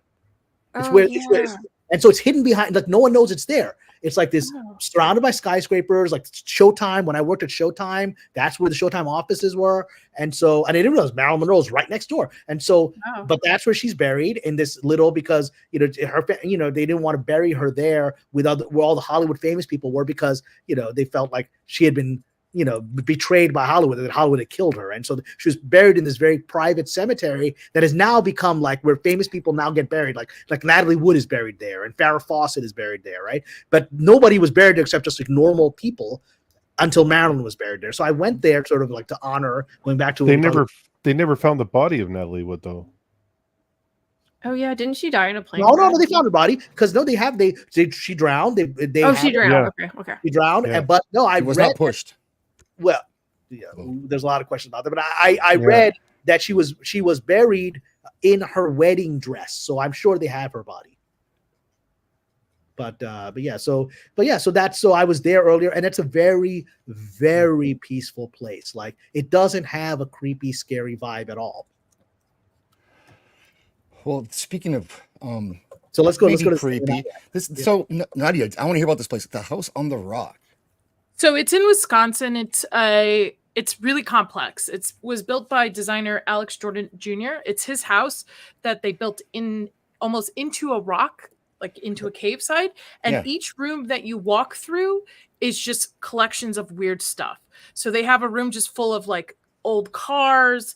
They have like a Ferris wheel in one. It's just like floor to wall, like just crazy amount of stuff in it. There's actually a peak on one of the side of the houses that is just held by a very thin piece of wood.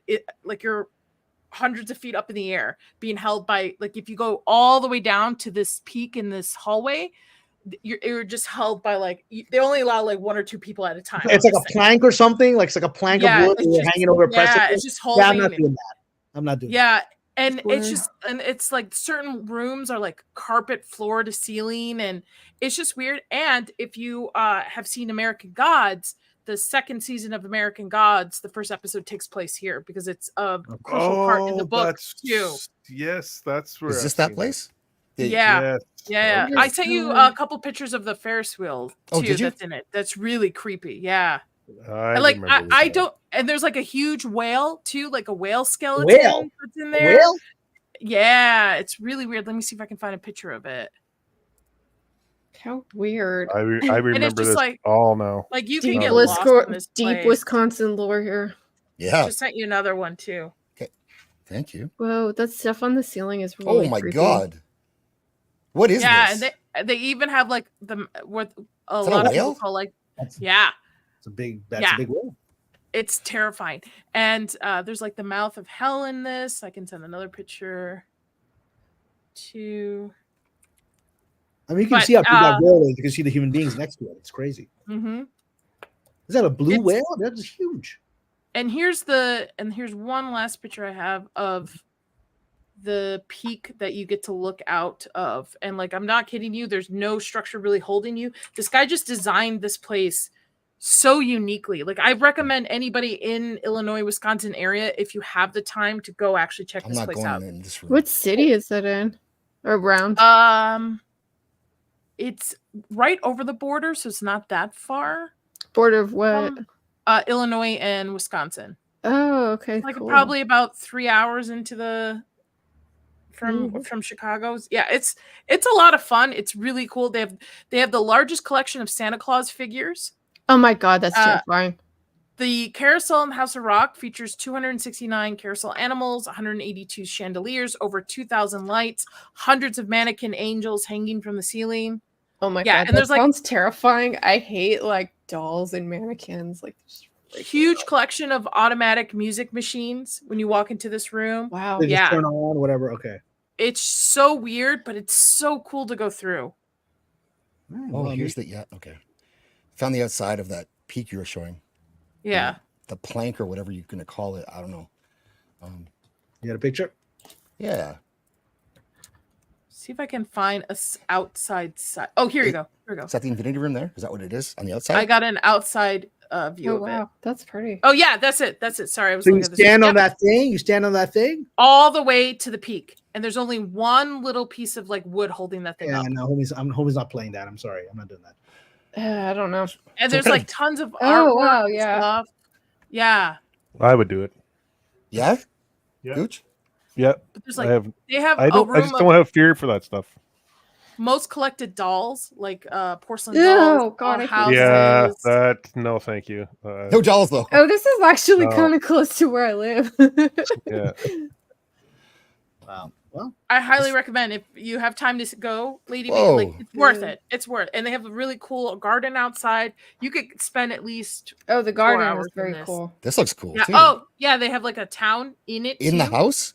In the house. in So the house. Wow. leads you into like this guy completely carved out side of a rock site and like completely like different rooms and collections over time. It's so worth it. Where did he finance it? He's just a rich, crazy guy. How did he finance this thing? I don't know. I have a book on it somewhere. I'll have to find it. I'm trying to get my movies made. This dude's like creating towns inside of a rock. He's got some money. Be a good movie set. This is Maybe. and this opened in 1959. 1959. Wow. Yeah. So this does, I do remember now from This looks American like Gods. Like it's cool, but it's also terrifying. Like it is. And I'm not telling you, I'm like floor to ceiling carpet. And my husband, who's a germaphobe's like, when's the last time you think they vacuumed the ceiling? Like, and it's like really bad 70s shag carpet too, really thick. Yeah. There's some weird animals on this carousel. Yeah. Well, those are the kind of creatures in my that you would have like in my Big Top Scary Clown movie, right? Yeah. Like weird, bizarre hybrid creatures and whatever. Yeah. Like, you have to take a second look at this stuff because like your brain wants it to be something else, and then when you really look at it, it's worse. Yeah. Than you kind of can imagine. Okay. Well, thanks, Nate. That's cool. What did you feel when you were there? You said you had vibes from it. Some vibes in certain rooms. It depends. I think it, especially like the doll room where he's got collections of stuff. I'm sure stuff has stuff tied to it as well. Certain rooms creeped me out where I was like, all right, I'm going to beeline it to the next room. And certain rooms I was like, okay, this is fine. I don't feel really anything in here. They do some fun stuff during Halloween too. You can actually walk through it at night during Halloween. Like they'll turn off all the lights. Oh my God. No. Really? In the dark. Okay. Yeah. So you'll have like just a little bit of mood lighting walking through it. And I'm sure that's even creepier. Yeah. Okay. Okay, Cameron, you've got to get going right away. So let's. I've got to get going. So I'm sorry. I mean, I did the last time I did like a 5-hour stream with you guys, and I can't do that again for a little bit. I actually have to get other stuff done. But it was wonderful. And thank you all for listening to me. And I tend to talk a lot the times I come just because I have a big mouth, and so thank you for your patience with that. Yeah, look, you put my Patreon and see I'm right. The first article on there is live with Zach discussing ghost hunting and Marilyn Monroe, and we managed to do both. We managed to get both of those in there. We got it. We started off with some June 19th stuff, and then we got here, right? So okay. Yeah. So if anyone wants to come join my Patreon, it's doing very well. A lot of people joined recently because of this Acolyte thing. People either want to see what I have to say about it, or they just want to argue about it in the comments. But we don't actually have a lot of argument, a lot of discussion. So come join me. I'll throw in a link before I leave. But it's a pretty cool Patreon, and Zach's a member, and you think a lot of that's great. I try to post multiple times a day because I am a member of some Patreons, and they'll post like once a month. I'm like, dude, I'm giving you $5. Post more than once a month. what up? So, I talk about Hollywood and have a little bit of insight from stuff that I'm doing because I'm still a working professional in this town, even though industry itself is collapsing. But I talk about why the industry is collapsing. And every now and then we get some scoops on what's happening inside of Lucasfilm and things from my sources. So come join us on the Patreon. And so what are we got to do this again? We got to do this again next month. What's going to be our topic next month when I come back? Wendigos. Skinwalkers. Wendigos. Yeah. Why don't we make? Can we make it broader? Can we make it shapeshifter?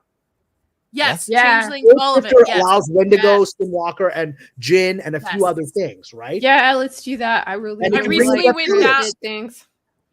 went down the Changeling deep dive. So yes, I want to talk about this stuff. Yes. But you guys, I'm going to take off, but you guys can stick around here and still talk about this stuff, right? Yes. Yeah. Thank you so much, Kevin, for coming on. And yes, great Patreon. It's pinned to the chat. Actually, his link, and it's also in the chat itself. Everything's in the description. All his books, all that stuff. So go support Cameron, and we'll see you back here in a month. Thank you. It's always great to see you guys. So thank you all. And I won't, Nadia, I will not call you whatever I called you at the beginning again. I appreciate that. You have spelled your name out because when you had the bizarro Elven spelling, I couldn't follow it. I didn't know what was going on. That's how I rationalize. That's how I cover myself. Right? It's okay. All right, guys. Everyone stick around here. Everyone hit the like button. I'll be back hopefully in a month. But there's several beautiful ladies here. There's interesting guys. Everyone stick around for it. Okay. Thank you, Cameron. Thanks, Cameron. Take care. See, Gooch, he called you a beautiful lady. Gooch is a beautiful lady. I mean, I think he was talking about me. I'm small with long hair. Okay. Sammy, 3B. Thank you. $4.99. My first house was haunted. That's why we moved. I actually lived at my grandparents' house for 6 months because my parents would not allow me back. Wow. Now, were they trying to get away from you? Yeah, bro. That sounds like some shit your parents would tell you when they don't want you around. They're like, no, it's haunted here, you guys. You can't go back to the house. And then they move. That's concerning. That's maybe a CPS issue. And then the mom's like, he's never going to believe that. And the dad like, come on now, that's my kid. Well, okay, AJ, what weird stories do you have? Nothing. Hold on, Nothing? AJ. Okay, hold on. Hold on. AJ This is- and I, we're both the same. We don't follow this. No. We don't let No? this stuff come back. No. Hold on. Relax, take a deep breath, and thank you, Sam. Well, I'm packing up my game and I'ma head out west where real women come equipped with scripts and fake breasts. Find a nest in the hills, chill like Flint, buy an old drop top, find spots to pit. Cinema. Yeah. That Thank was you, cute. Sammy. So there you go, Gooch. You got your I'm so happy right now. your reference done. I thought you were gonna say something else, Gooch. Okay, what are you talking about, Nadia? That too. You don't want to talk about this stuff, but you do. For me? Me? Either of you. Both of you. Both of you. Oh no! Also, I like, why do you have green lights up on your Targaryen banner? Uh-huh. I'm calling you out. I just chose green today. Team Green? Here. She's solidly Team Green. Green. Blue. Is that better for you? Okay, AJ, you asked to come on here, I did. and you could always come on here anyways. But Thank you. why? All right, so last week y'all were talking about a lot of supernatural. When I think supernatural, I do think Christ, believing in Jesus, God. I think that is a part of the supernatural because it's here, but it operates on a level that most humans or we're not going to easily be able to touch, interact with, to feel necessarily. So y'all were talking about just a lot of beliefs and with the cosmos and energy and all of this type of stuff. So I, as a Christian, because I thought other people were Christians on the panel, so my thinking was, okay, how do we justify this? Because according to the Bible, all of this is like witchcraft and demonic and all of that.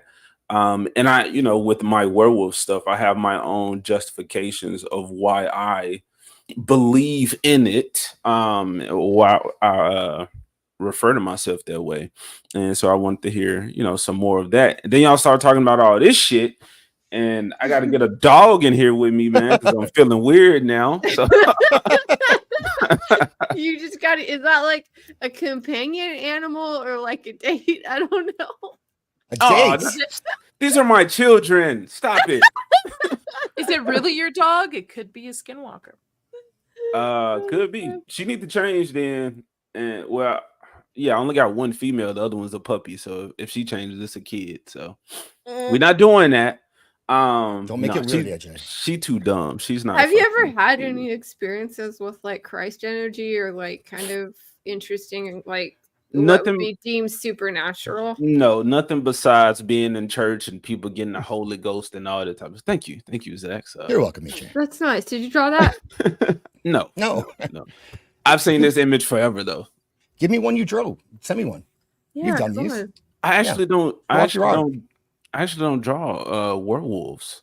I'm drawing them now since I'm working on my comic for it, but it's just like with the furry thing, man. It's like nothing that I'm trying to how do I want to say this? It's like nothing that I need to draw or to do or to like showcase because I know what it is. Like it's real to me. As in to like the werewolf stuff, okay, take the Egyptian mythology and how all of these people had like these the animal heads and just like that, looking to nature and taking the powers from nature and whatnot and depicting them as such. And I think we do that current day.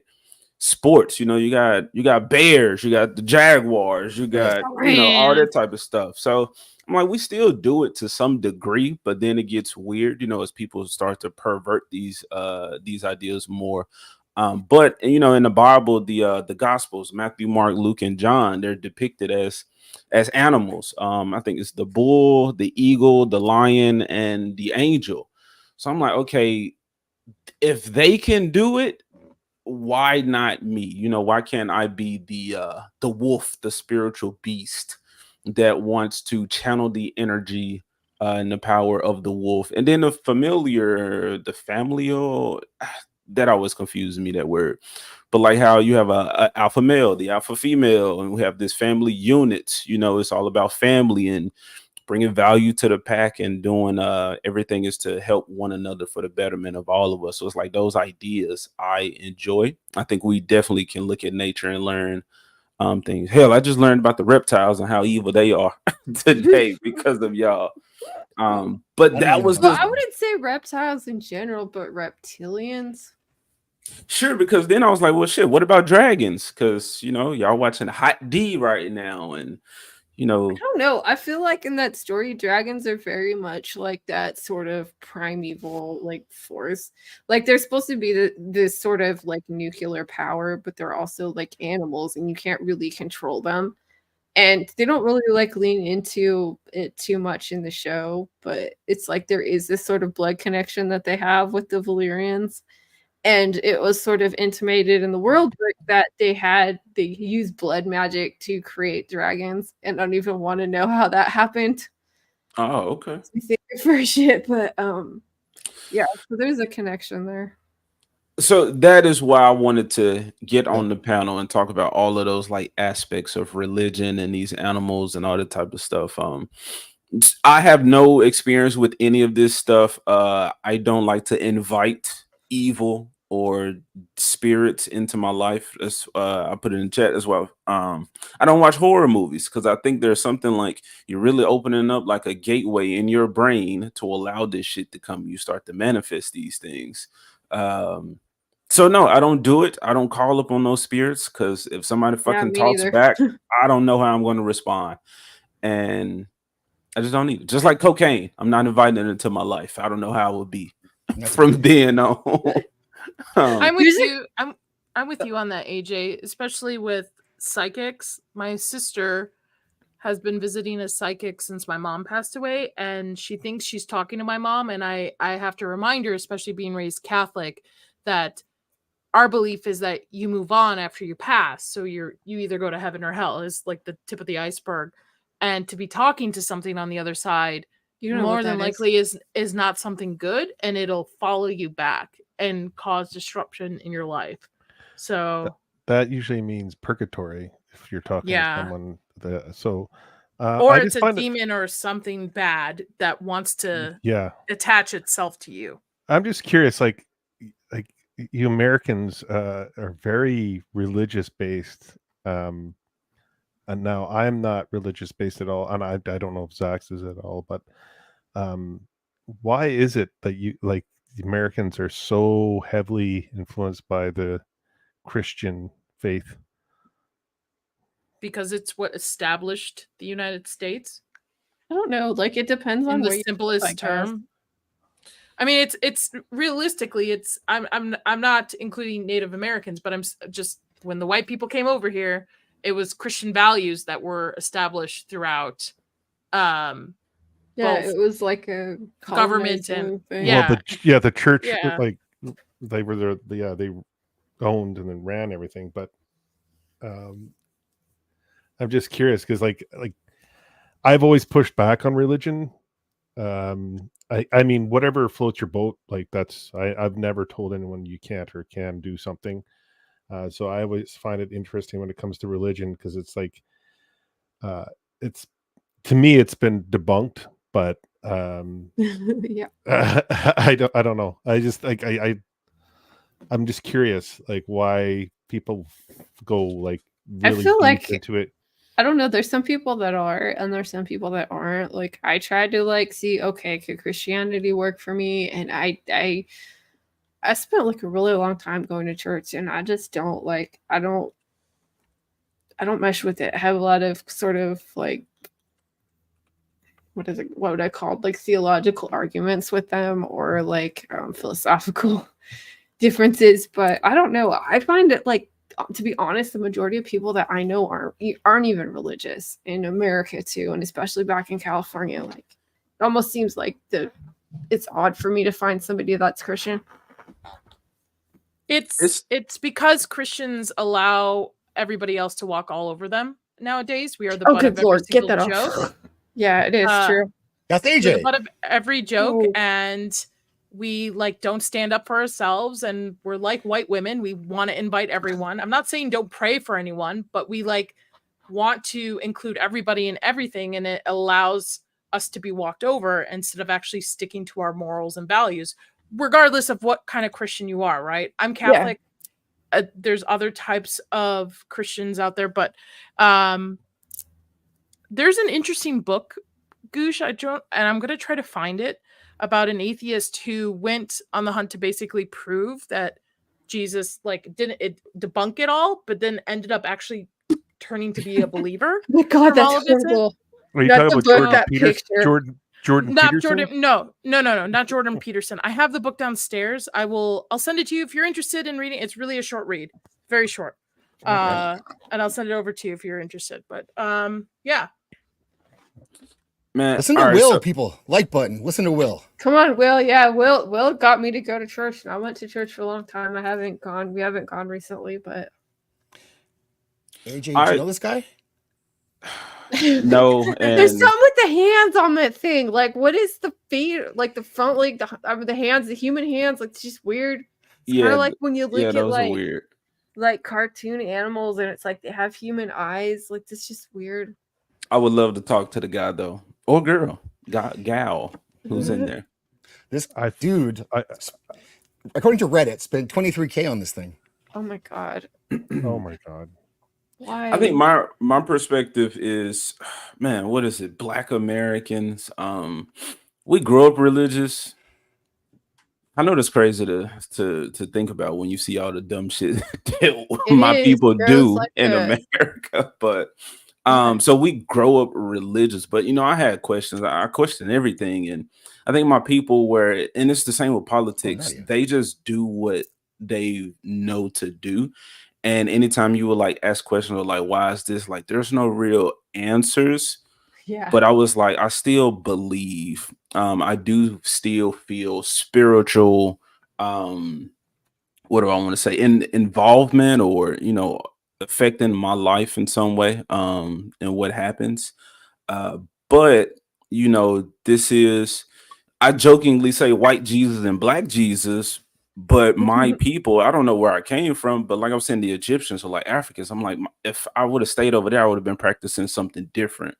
So I still want to know about those things, but I really just look at the teachings of everybody. So I can understand how a person is like, I don't want to be religious, or they see a lot of hypocritical behavior from Christians. But if you just focus on the Bible, just the teachings, the instructions, it does nothing but help. So when you said Jordan Peterson, Gooch, I like when his response when people ask him, is he religious or does he believe in God? He says, I live as if he exists. And that's something that I was saying, even back in high school, there was an atheist guy. He was questioning me about these things. And I'm like, look, man, if he's not real, I've done, what am I really missing out on except a bunch of hedonistic, activities or whatever. But I'm going to live as I do believe, so that in case there is something on the other side, then I did what I was supposed to do to reap the benefits of that afterlife. So yeah, man, I'm super spiritual. But again, I look to nature. I like the father, being the father, and then a mother nature, them together. We're supposed to be I think that's probably one of my biggest gripes with Christianity is there is no female divine presence, and it's there just nothing. I mean there's a Mary. Virgin. Yeah, there's Mary, but aside from being Catholic, it's not something that's really considered. And even Mary, it's not really the same way as you have a divine feminine that's the feminine aspect of God. I don't know. There's a good movie or documentary. It's called Zeitgeist. I don't know if you've seen it. Watch that.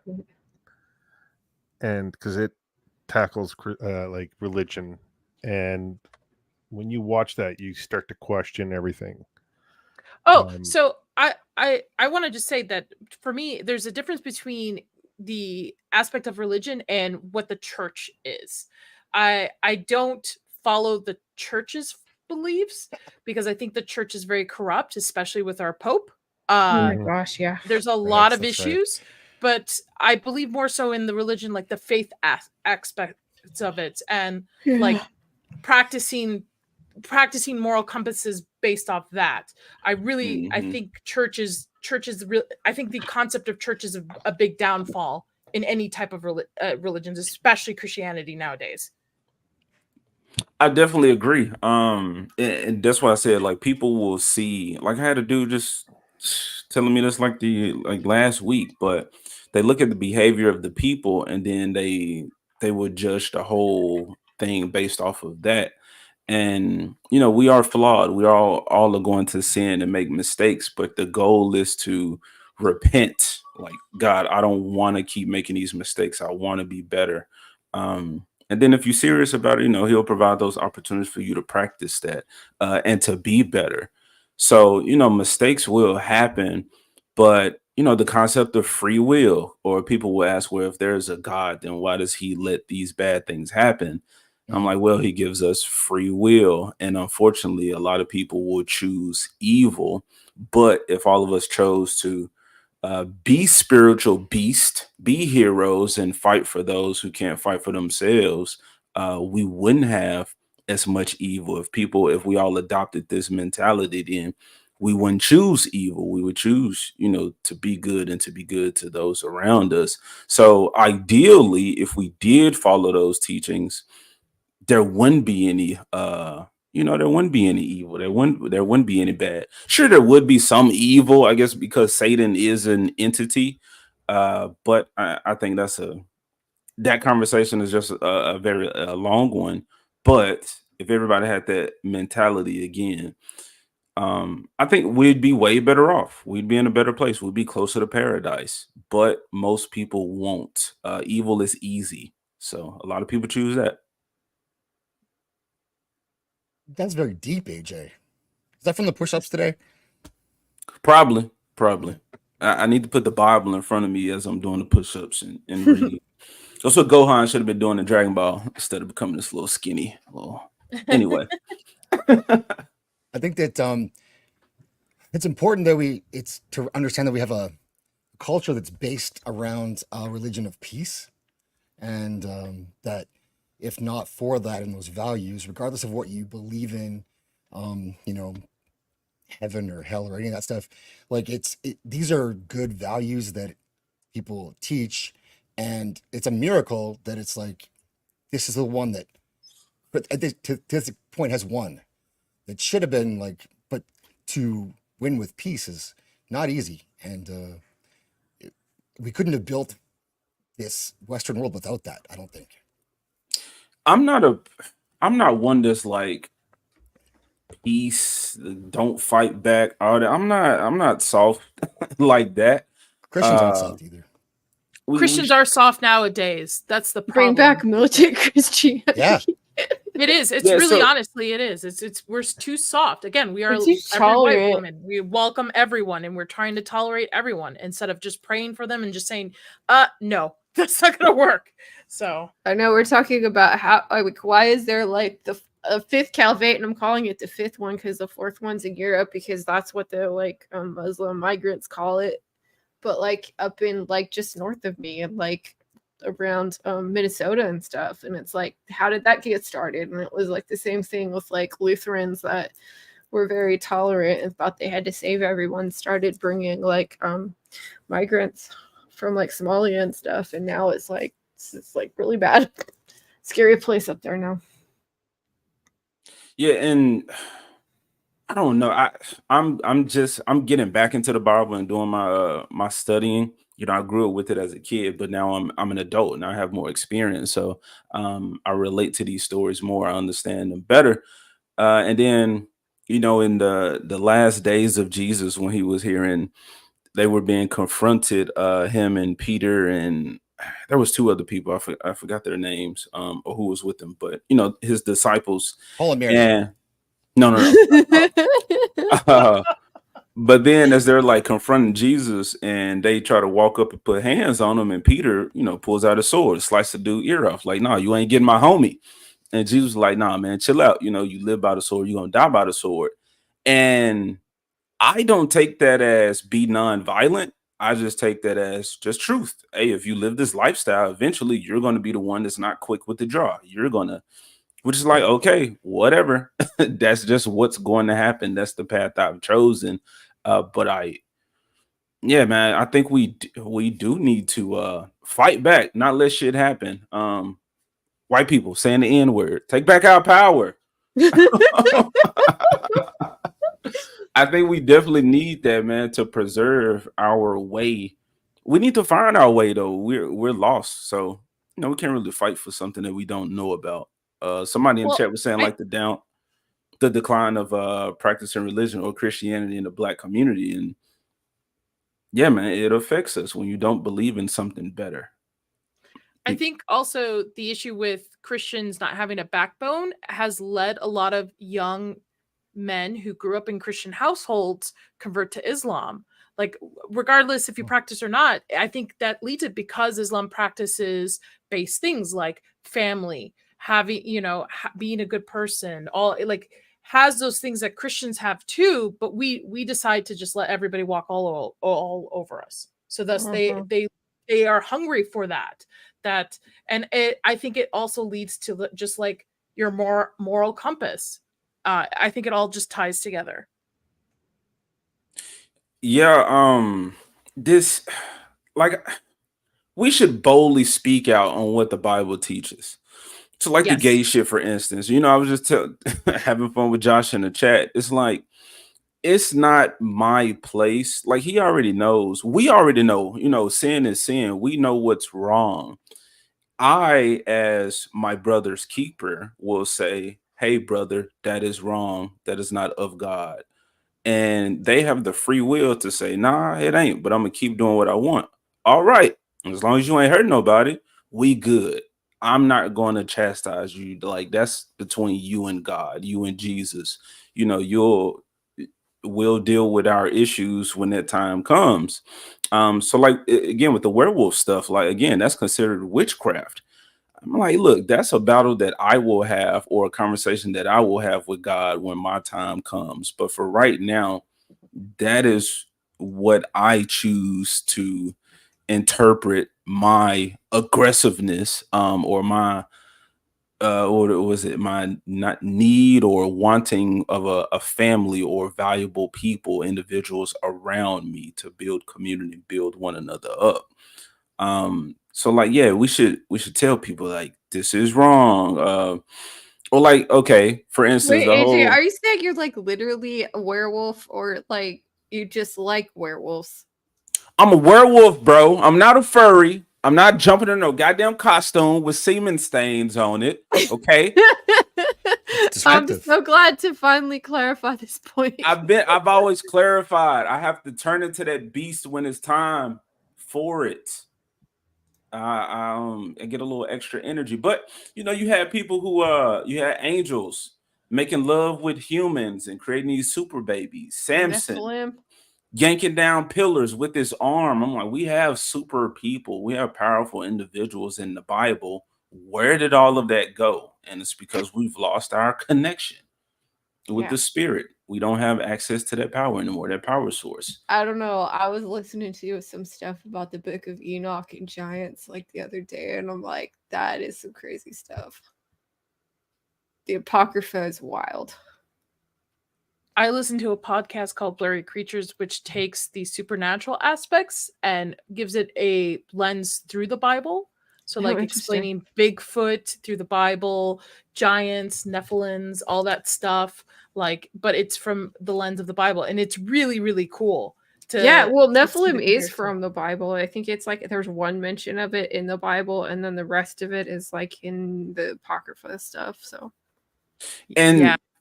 So, okay, yeah, the angels, but again, man, a lot of Christians, just in my own experience, they don't like to talk about all of the crazy stuff that happens. Like, God having these beasts, these dragons chained up in heaven. I'm like, dude, like, come on now, let's talk about these stories. This is interesting. What about, this stuff? Or like I was saying with the angels and mating, having sex with humans and creating these things. It's like, there's a bunch of stuff out there, or like the years in Jesus' life that are not mentioned. and ain't no telling what type of supernatural stuff that timeline could be filled with.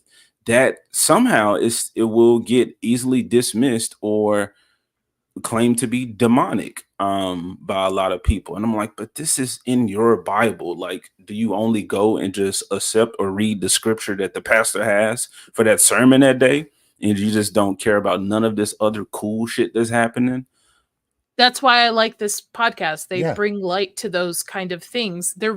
And it's by one of the guys is Aaron Rodgers' brother, Luke Rodgers.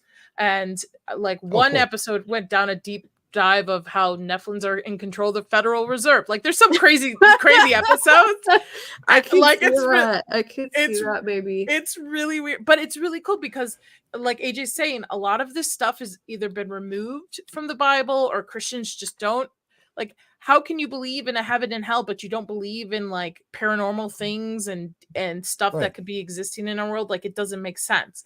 So they're really cool, and they just put a book out today. Well, not today, but recently put it in. But they're yeah. I'm telling you guys, it's freaking crazy. And as far as the spirits, because I know a lot of people believe it, and Nadia, you said it, that when we die, we go to heaven or hell. I don't know what Catholics believe in necessarily, but that's what we believe in. Well, I was just reading this month, we don't immediately go to heaven or hell, but we do die in our souls. The Bible doesn't say, the Christian Bible, King James fucking Bible doesn't say exactly where we go when we die. But we are dead. And when Jesus comes back, when he starts to sort the souls out, that's when we will get kind of sent to where we are supposed to go. So the idea of spirits lingering and being around, it's not so far-fetched because we are in a holding place. I just don't know what power those spirits have, and what doorways or dimensions do they have access to kind of communicate with the living, if that's even possible. But it's like the idea is there. Well, the creepy thing that happened with my sister up to her last psychic thing was the whole time leading up to it, she kept saying out loud, as if to talk to my mom, like, say the color purple, Mom, purple, purple. And this lady brought up the color purple out of nowhere to her. Mm-hmm. So like, and that sent shivers down my spine. But at the same time, my mom was really into this kind of stuff too. So I'm like, where are you, Mom? Like, where are you? like, give me a sign. Other than like visiting dreams and stuff. But who knows? Our dreams could be a way for our brains to be able to see this stuff. We don't know what actually happens when people die. There's talks of different dimensions and different worlds we go into. So who knows, right? Nobody knows until you go, and nobody has come back to tell us. So, yeah, I definitely believe that. What was that movie, Insidious? The first one was amazing. Everyone after it thought, but I believe that. I think, again, depending on your spiritual connection, or if God wants to give you that power because you have some higher purpose that everybody doesn't need to know about. But yeah, when you're asleep, I think that creates a doorway, or you're able to kind of move on a different plane and receive information. Like people will see, what is it, like deja vu or something? I don't know, but there's been more than enough times where I've seen something that's happened in the future, and it'll be something like real small though, just like a conversation or an interaction with the person, or just something that I did, but I'll see it in a dream. So I'm like, those are not coincidences, especially if it's happening often enough. I'm pretty sure I've seen a portal. I'm almost like 90%. A porno? Sure. A portal. Portal. Portal. I'm pretty sure. Like 100. Yeah, pretty sure I saw it. And it freaked me out. I had to go like take a step back for a second. It was like a split second. And when I see that, what did it look like? Like, what was it? It was just like a ring of energy, like very bright energy. And it just, I remember I was standing, I was talking to my husband about something, and out of the corner of my eye, just for a brief second, just saw this like big, like bursts, almost circular bursts of energy first, like a split second, I had to take a step back, and I told my husband right there, I'm like, I think I just saw a portal, just like out of nowhere, Crazy. just show up. And what did he say? Chris, Chris kind of believes in the power of words. So like, I'm not allowed to really say skinwalkers around the house because he believes like if you say this stuff, it gives power to it. Just the way like I believe like music gives stuff like that. Chris just like he humors me. That's the best way I can put it. Have you read the Satanic Bible? Me? Anyone? I haven't, and I would never. Never. I don't know. Why I not? find Satanism to be pretty crazy. It's the energy. It's the energy and how my mind works. Even though it might be something positive in it, my mind would just like manifest the negative energy from it just because of how I was brought up. Here's why. Exactly. Have you not seen Cabin in the Woods? Here's why. Here's why people don't like to read it or are afraid to read it. Because it touches on the sins, our acts in life, and that's what's considered to be sinful, considered to be going against your Christianity, Catholic religion, whatever you want to call it, and they don't want to read it, see it, or hear it because then they think, oh, I'm being satanic, seduced by the dog. So they avoid it, but yet you're doing it daily. It's all right there. Interesting, Gooch. Okay, I'm following. I'm not following. So, what do you mean, Gooch? Are you saying we're sinning every day? Is that what we're you're saying? sinning? We're doing? Yeah, we're sinning every day. Mm-hmm. We're doing things that we're not being kind to our neighbors. We're not being kind to our fellow man. We're not doing things, especially not now. Yeah. Oh, especially not now. But when you read the Satanic Bible, it talks about all these things. It talks about like cheating and like sex. It talks about lying. It talks about money. It talks about all these things that we all want in our lives. But we don't want to classify it as being Satanism. We want to classify it as whatever group you want to put it in. You want to make it look more glamorous. You want to make it look, nicer than what it actually is. But we all do it. So when it comes to Satanism, people said that I'm not touching that. I'm not looking at that. Why not? You're afraid to face what you're actually doing in your life. You're face your fears. Well, why would I read it if it talks about what I already know? It's sin. It's bad. Don't do it. And repent, depending on what religion you are. Yeah, I would think and I said I would think. Clarify, tell me if I'm wrong, but would that Bible, the Satanic Bible, does it glorify sin? Like, does it try to justify sin? Like, what is it? It talks about it. People can how people can twist things to make it sound like whatever. It basically just talks about,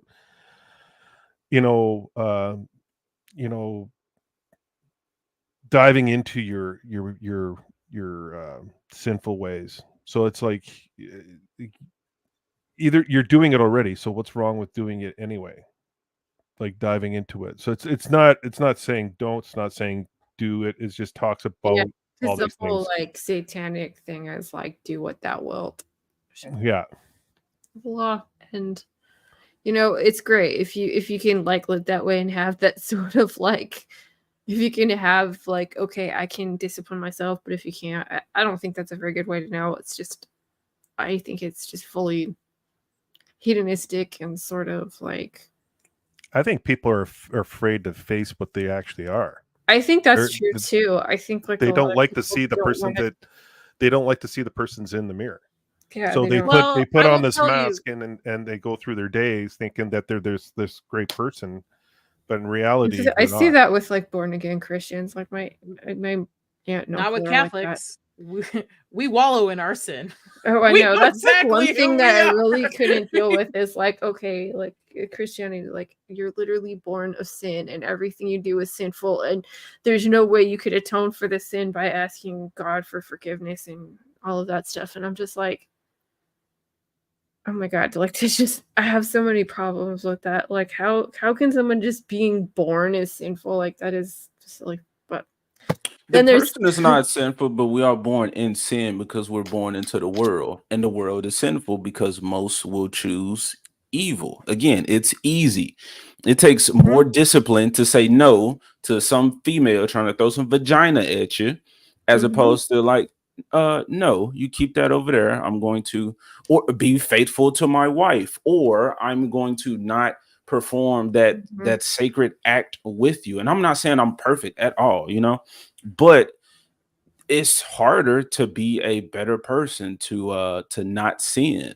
So Gooch, when you say a person is afraid to like see their true selves, it's like the Bible already tells us that um we are basically pieces of shit, but we can be a whole lot better if we choose this path. Like we know what the sins are. But you know, to your point, a lot of people, like in the Hunchback of Notre Dame, for instance, Claude Frollo, the judge, when he was like, you know, I practice all of this, and you know, who is it? Saint Mary, you know, I'm better than everybody else.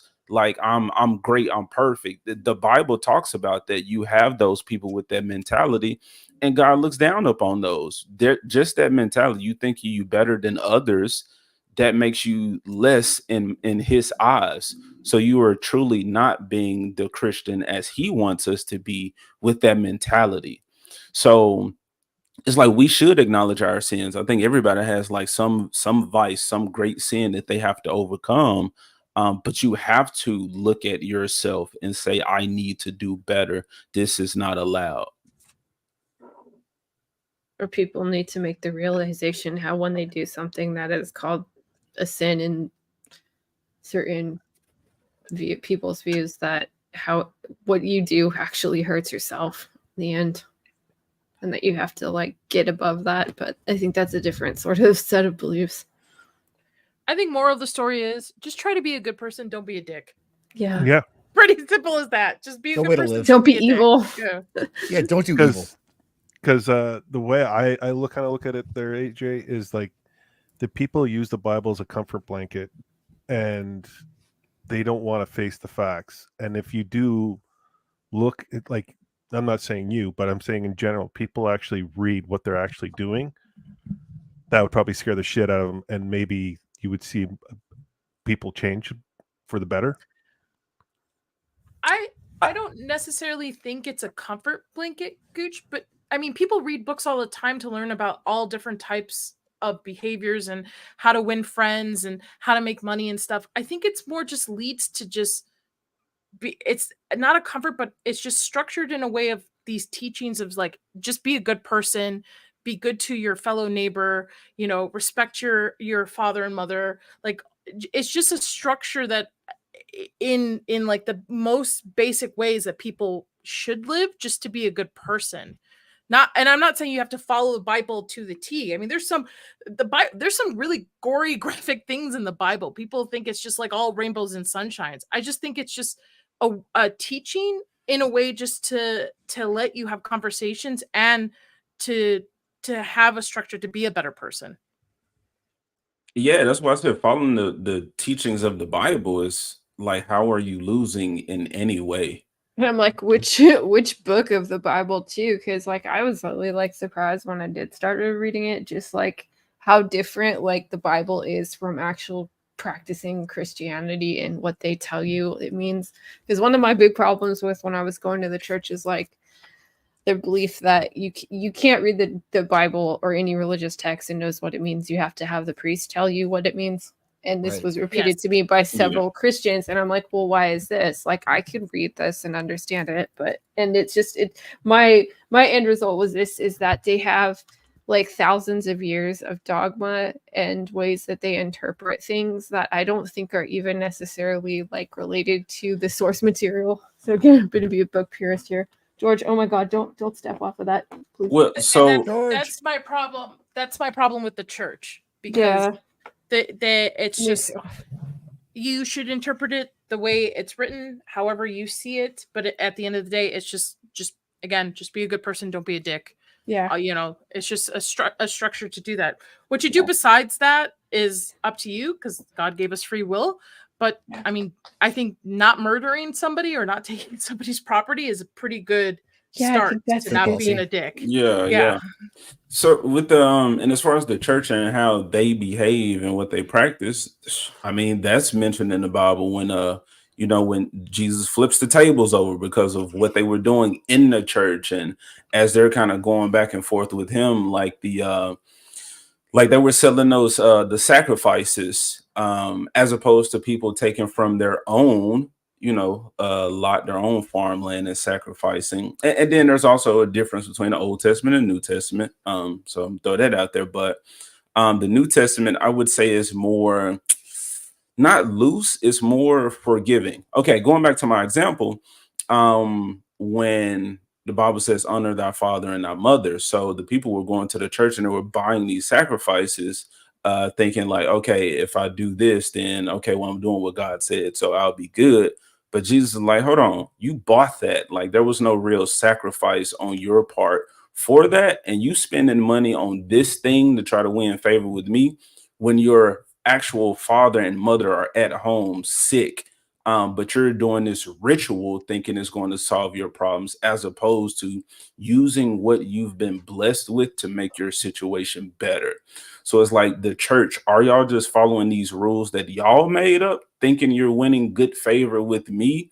Or are you actually being that good person and being good to those around you and trying to better the lives of others? So I'm like, that's when that's more of, okay, what is not necessarily your individual thought process, but it's like, come on now, think this through. Are you just going to follow this rule and not think about it, like not really understand what's going on? Or are you just going to use your common sense and make the right decision? You're begging for this video because the way you keep saying think. Man, get this shit off the screen. That was funny. And Jesus gonna smack me because I curse a lot. Okay, that's between me and him. I just think that like you're asking for this. But that's why I'm interviewing you today, so I can get to know you. So I'm a musician. Oh, this is so hard to magic or watch. something. What is musician? I think you're confusing that. Yeah, I'm not no musician. I make music. I make music, and that's not all I do. I make music. I act. I'm a TV star too, a young mogul. I just really. She's a young mogul, AJ. Huh? She's a young mogul. Good for her. Really quick, I think you're confusing. I'm not confusing nothing because you don't know. You thought that all I was a magician or whatever the fuck you said. See, that's what I think you think I said. No, I said musician, not magician. I don't think, baby. I don't think. What is that? That's ghetto. I don't think. I know. Bro, I don't think. I choose to believe that is scripted. That's fake. That's sin right there on the screen. Yeah. Looking like, how does she wipe her ass with those nails? Come on, let's answer your question. How do you like do anything with those nails? Oh, she's a magician. Oh, I don't know. I don't know. Every time the cheese. Or like in your if you nails see from one wiping, with like, oh, there's God. two, they have long fingers and two short ones. You know, they're lesbians. Oh, all the crust in those nails. Oh God. We're gonna head out here right away, but I wanted to. I did put something up here, and it was it was the inspiration for the Candyman movies, and it was the medicine cabinet murders, and they were in Chicago, and they were a real thing, and in these buildings they would have they came through the bathroom. So in the projects, the way the rooms are connected, you can get in between the walls and go up and down floors and get into their homes through their medicine cabinet mirror. And so for 3 years, there's these murders happening. The last one was I believe it was 1980. Oh my God, And, that's horrible. And she was the last one because they actually broke in and they shot her. And so people responded to the gunshot and they saw them going back into the mirror. But it was like a legit thing, apparently. Yeah, Ruthie McCoy was the last victim. Oh my God. And nobody believed her. She said she could hear stuff, and no one believed her. So This it reminds me of, I don't want to get started with that, but the whole like the like Jews in the tunnel of New York. Oh, and everyone starts talking about how that was like, oh, you guys are crazy, and then it's like, okay, there are all these weird tunnels, but it's late. We're not going to get started with that story. not right now, but I can show this. This is for AJ because like I can't believe that you don't follow this guy, but it sounds like what you were talking about the white Jesus and the God stuff. So let's do this, and then we're gonna go. You believe in God? I believe in a spiritual realm outside of myself. How about God? I don't know. That's a word that comes with assumptions that I don't necessarily always relate to in terms of my personal perspective. So do you believe there is a God? A God? There is a God. Now, when you say God, what do you mean? Do you believe that there's a God? Well, I don't know what you mean by that. I mean, I speak more than one language. I've been Well, let me put it this way. Do you believe in God? Well, I don't know what you mean by that. You don't? Are you a Christian? No. You're not. And why not? I had a problem with the white Jesus figure. The image of Jesus in the Bible contradicts that white Jesus, and it just felt uncomfortable and not a place of spirit and love. So I was not interested anymore after a while. And so you were a Christian at one point. Yeah. And then you saw this picture of a white Jesus, and you decided you didn't want to be a Christian. Understand? I what said you're more saying. than that. I said that it was full of hypocrites. The white Jesus was problematic as well. Thank you for coming in. I need to see that full interview now, that conversation. Oh, it's Jesse great. Lee Peterson is the best. Yeah, it's funny. It's funny. Like it's a lot of it is a troll, but some of it's pretty good too. So, anyways, let's wrap this up. We'll go around. You guys are still left. 144 people apparently. 109 on Twitter, X. So like you guys can poke your head in here. That'd be cool. But let's Nadia, you are moving and shaking over on your channels. So tell us what's going on. Tomorrow, well, I just dropped my Smile 2 trailer reaction. I'll have another trailer reaction for 2 other horror movie trailers that are coming out this week. And I have Quiet Place dropping soon because it's going to be leading into the fact that I'm going to go see the new movie next week. So, and then tomorrow I'm on Gooch talking about Demon Slayer episode 3. Whoa, excuse me? You're on Gooch? On Gooch. She's on the Gooch. Don't tell her husband. On the Gooch. You know what? We've all been on the Gooch once or twice, right? I'll repent for that one. I'll Let's be repent. honest. It's got to be at least one Hail Mary there. Yeah, and then Sundays, Lady B and I, with a great crew, we do the Hot D stream right after the episode ends. Wow, you got a busy week. Yes, I know. It just does not stop. Like, dang. So go sub to Nadia. She's the link is in the chat. Is also description, and inside All Day Podcast is also her and her husband, and so she's married now. But at one point she wasn't married, and she used to use guys for HBO. Oh, yeah, that's right. So Told Chris that I'll never live this fucking thing down. And this Ever. HBO and no chill. Like that's what it was. HBO yeah, exactly. She got her HBO and she would just bounce. I can hear him laughing in the other room.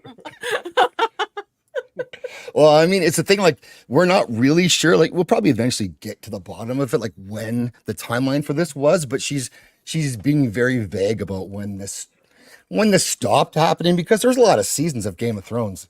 So over quite a few years. Just So one season. She would knock on doors. Housekeeping? Yeah. HBO?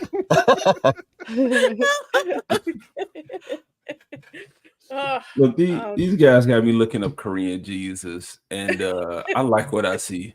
Korean Jesus. I would have looked this up now. Above ass Jesus. Oh, hello, Canadian Spider. I saw you come in there. We also have Cavatino Kellerman Shay. Thanks for coming. People snuck in. I missed you, DJ Ronnie G. Sorry about that. I'm about like 30 tabs deep here. So, yeah. So, Lady B. I am not doing super anything deep. except getting married like at the end of next month. And I don't know. It's always one thing after another. Like we tried to get to a marriage license today, but it's Juneteenth, so everything's closed. yeah, I don't know. I'm trying to find somebody to do my hair, and it's like I went to this one salon. I'm like, okay, I'm gonna get my hair cut tomorrow, but like I don't think there's anyone available to actually like do my hair when I get married. So I don't know. I got to keep looking. It's crazy. It's riveting. Very riveting. I know it's always something, and it's like it's not even my drama. Like it's just so horrible. I love my mom, but man, she's like shopping for an outfit, and it's like I don't know what she was thinking, but she found this thing, and it just like she looked like a villain out of Miami Vice, and I'm like, please don't wear that to my wedding. Dying inside. Luckily, she found something else that's better, so I'm like, okay, thank you. Did she have pouches of cocaine in her jacket? Probably. I don't know. She watches like Jack Reacher and like stuff like that, and reads like all these good crime books and stuff. So it wouldn't be out of the ordinary. Okay, so is it not strange that you guys on Juneteenth would celebrate freeing slaves that you can't get paid for work? I don't know. I don't know. You can work for free. I'm salary. I get paid. Same. Yeah. It's a weird way to celebrate that, but okay. Speaking of celebrating Juneteenth, AJ, congratulations, dude. What does it have to do with me? I couldn't celebrate Juneteenth. I went to work. I'm here working now on this white channel. That's right. Getting them white monies. Yeah. You're the only other person in the States, and you got to go to work, and I got the day off. What's going on with you, AJ? Nothing, man. I streamed yesterday. Not it was nothing. Fun. Shoot, I don't know what you know that I don't know. You Well, tapped you're into the CIA? You gonna be on the Acolyte? You doing Circle of Jerks this week or what? Yeah, I'm doing Circle of Jerks. Master told me to. So there you go. Get back to the field, AJ. And I play what I want on Circle of Jerks, so they can't tell me no. Nope. But no, Stand I up streamed for yesterday. yourself, AJ. Stand up for your rights. Yeah. But yeah, I streamed yesterday, man. It was fun. I think that Tuesday stream is just me chilling, hanging with y'all. Not too much of news, possibly if we get to it, if we want to talk about it. Saturday was more of the news show. I want to do it, but again, it's gonna have to be super early. I'm gonna figure things out. Gooch was streaming Tuesday, man. Everybody was streaming Tuesday. That was just a good following up the entire middle of the week. So yeah, that was just a crazy day, but I got to get back to it on Tuesday and just see what happens. Videos. Again, man, the videos I'm coming out with, they just come as they come. Just subscribe to the channel, people. Stop asking me what's coming out. Subscribe to the channel so you can see it when it does. Okay? Yeah, just don't you actually have to drop videos? True. If you're not subscribed, you won't know it dropped. So let's go ahead and get that step done. All right. I've hit 750 like how many times now? Okay, AJ, make it happen. What? You know My link is not even in chat. Why are you working against me, Dax? It's there. It's there. Right there. Read the chat. That's not a link. Yeah, it is. Am I a mod? AJ, dude, this is your channel, and like, why is your featured video ghost gameplay flute mix? Bro, I don't. What's going on? You're right. Maybe I should have changed that. I don't even look at my channel, bro. I don't know what it looks like, but because I'm proud of that video, man. My homie made a dope track, a beat, and I edited. I want to do more videos like that, man. Editing stuff. It looks very popular. 3 years ago. Dude, let's make it popular. Dude, yeah. Good stuff, though. Yeah. I am a mod. Let me drop my own link, man. Yeah, go watch Ghost gameplay. No thanks. Ghost gameplay flute mix. Dude. Shima, okay. If you like the Ubisoft trailer for Assassin's Creed with the rap music with Yasuke or whoever that was, I got a little bit of something for you. So yeah. For whatever reason, this one with the She-Hulk, I always get recommended that video. It's driving me fucking nuts. Man, all the time. Yeah, you with your cowboy hat and Tatiana Maslany. She hot. I don't think I have anything else to say. I don't think. All right. Thanks, AJ. And then the mogul, Gooch. I wouldn't say mogul. I just do streams, and I'm lucky to, people show up. I'm just doing my animation streams, having fun with it. Demon Slayer tomorrow night. Nadia is going to be there. Episode 3. I think it's episode 3. Episode 3. Yeah, it's just been fun. I'm having fun with it. X-Men 97 next Tuesday, episode 3 for X-Men, and then we're doing Batman: The Mask of Phantasm next Wednesday. So yeah. That's for you, Gooch. Tanjiro. Yeah. I'm just having fun with it, and talking with good people, having great conversations with my friends. That's what it's all about. Yeah, Tuesdays are fun. We've had some. We had a lucky cameo a couple weeks back or whatever. So you dropped Gooch's link though. Who did? Zach's. That's what the name says right there. Yeah, I did. I dropped your link too. Right under HTTPS. Dude, I did see your video today, AJ. It was a good video. I literally thought there was 2 boys doing BJJ, and I was just like, "Oh, that video." Okay. Yeah, I didn't realize you were that wee. So that wee. I am a small man. That's why I need the muscles, man. I need a presence. You know what? I wasn't going to say it, but earlier you were talking about you're going to stand up to people, and you might need to get at least a stool or a ladder of some kind. No. Yeah. Spider-Man looks up to all of his villains, and he still whoops ass, and he talks shit while he's doing it. Taking 6 roided out monsters at a time. Spider-Man is that guy. I was curious, did you try out for one of the hobbits in the Rings of Power? I think you could have. I could hold on. When you say dude, Harfoots. When you say taking on 5 roided out monsters at a time, is that this? Get this shit off the screen, man. I'm just asking. Is that what you mean? What are you doing? Taking on 5. Why are you wearing a unicorn t-shirt? I was just about to say this gay ass unicorn shirt on too, man. Are you? What are you doing? What am I doing? What are you doing? It's all love. Bro. It's all love, AJ. You working against me right now, Zach. I got you. Stop screen. No, I got you. We got you. Yeah, there you go. And take rookie critic off of it. He a real one. He a real one. Why? The rest of those dudes, I'll smack their ass. Doesn't help your case. It don't matter. It don't matter. I do what I want. I call shots. Take that how you want. Well, you're welcome. Add a little tail to that character too. Oh, a tail? Yeah, give me something, bro. A couple of those guys got tails. Oh yeah, for sure. For sure they do.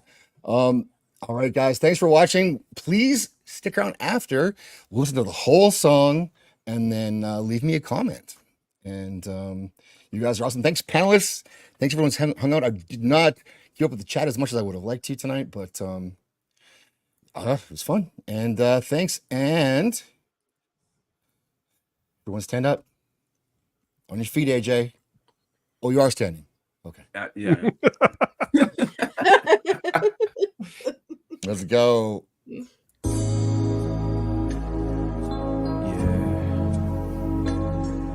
Respect to the trans community. And fuck you, transphobes. Trans people are my friends. Transphobes gon' catch these hands. Trans people are my friends. So respect them for we're going in. Trans people are my friends. Transphobes gon' catch these hands. Trans people are my friends. So respect them for we're going in. Transphobes, show your fucking mouth. I'll knock you out. I'll knock you out. Transphobes, show your fucking mouth. I'll knock you out. You better watch out. Trans people are my friends. Transphobes gon' catch catch these hands. Trans people are my friends, so respect them for we're going in. Trans people are my friends. Transphobes come catch these hands. Trans people are my friends, so respect them for we're going in. Just AJ. Trans people are my friends. Everyone.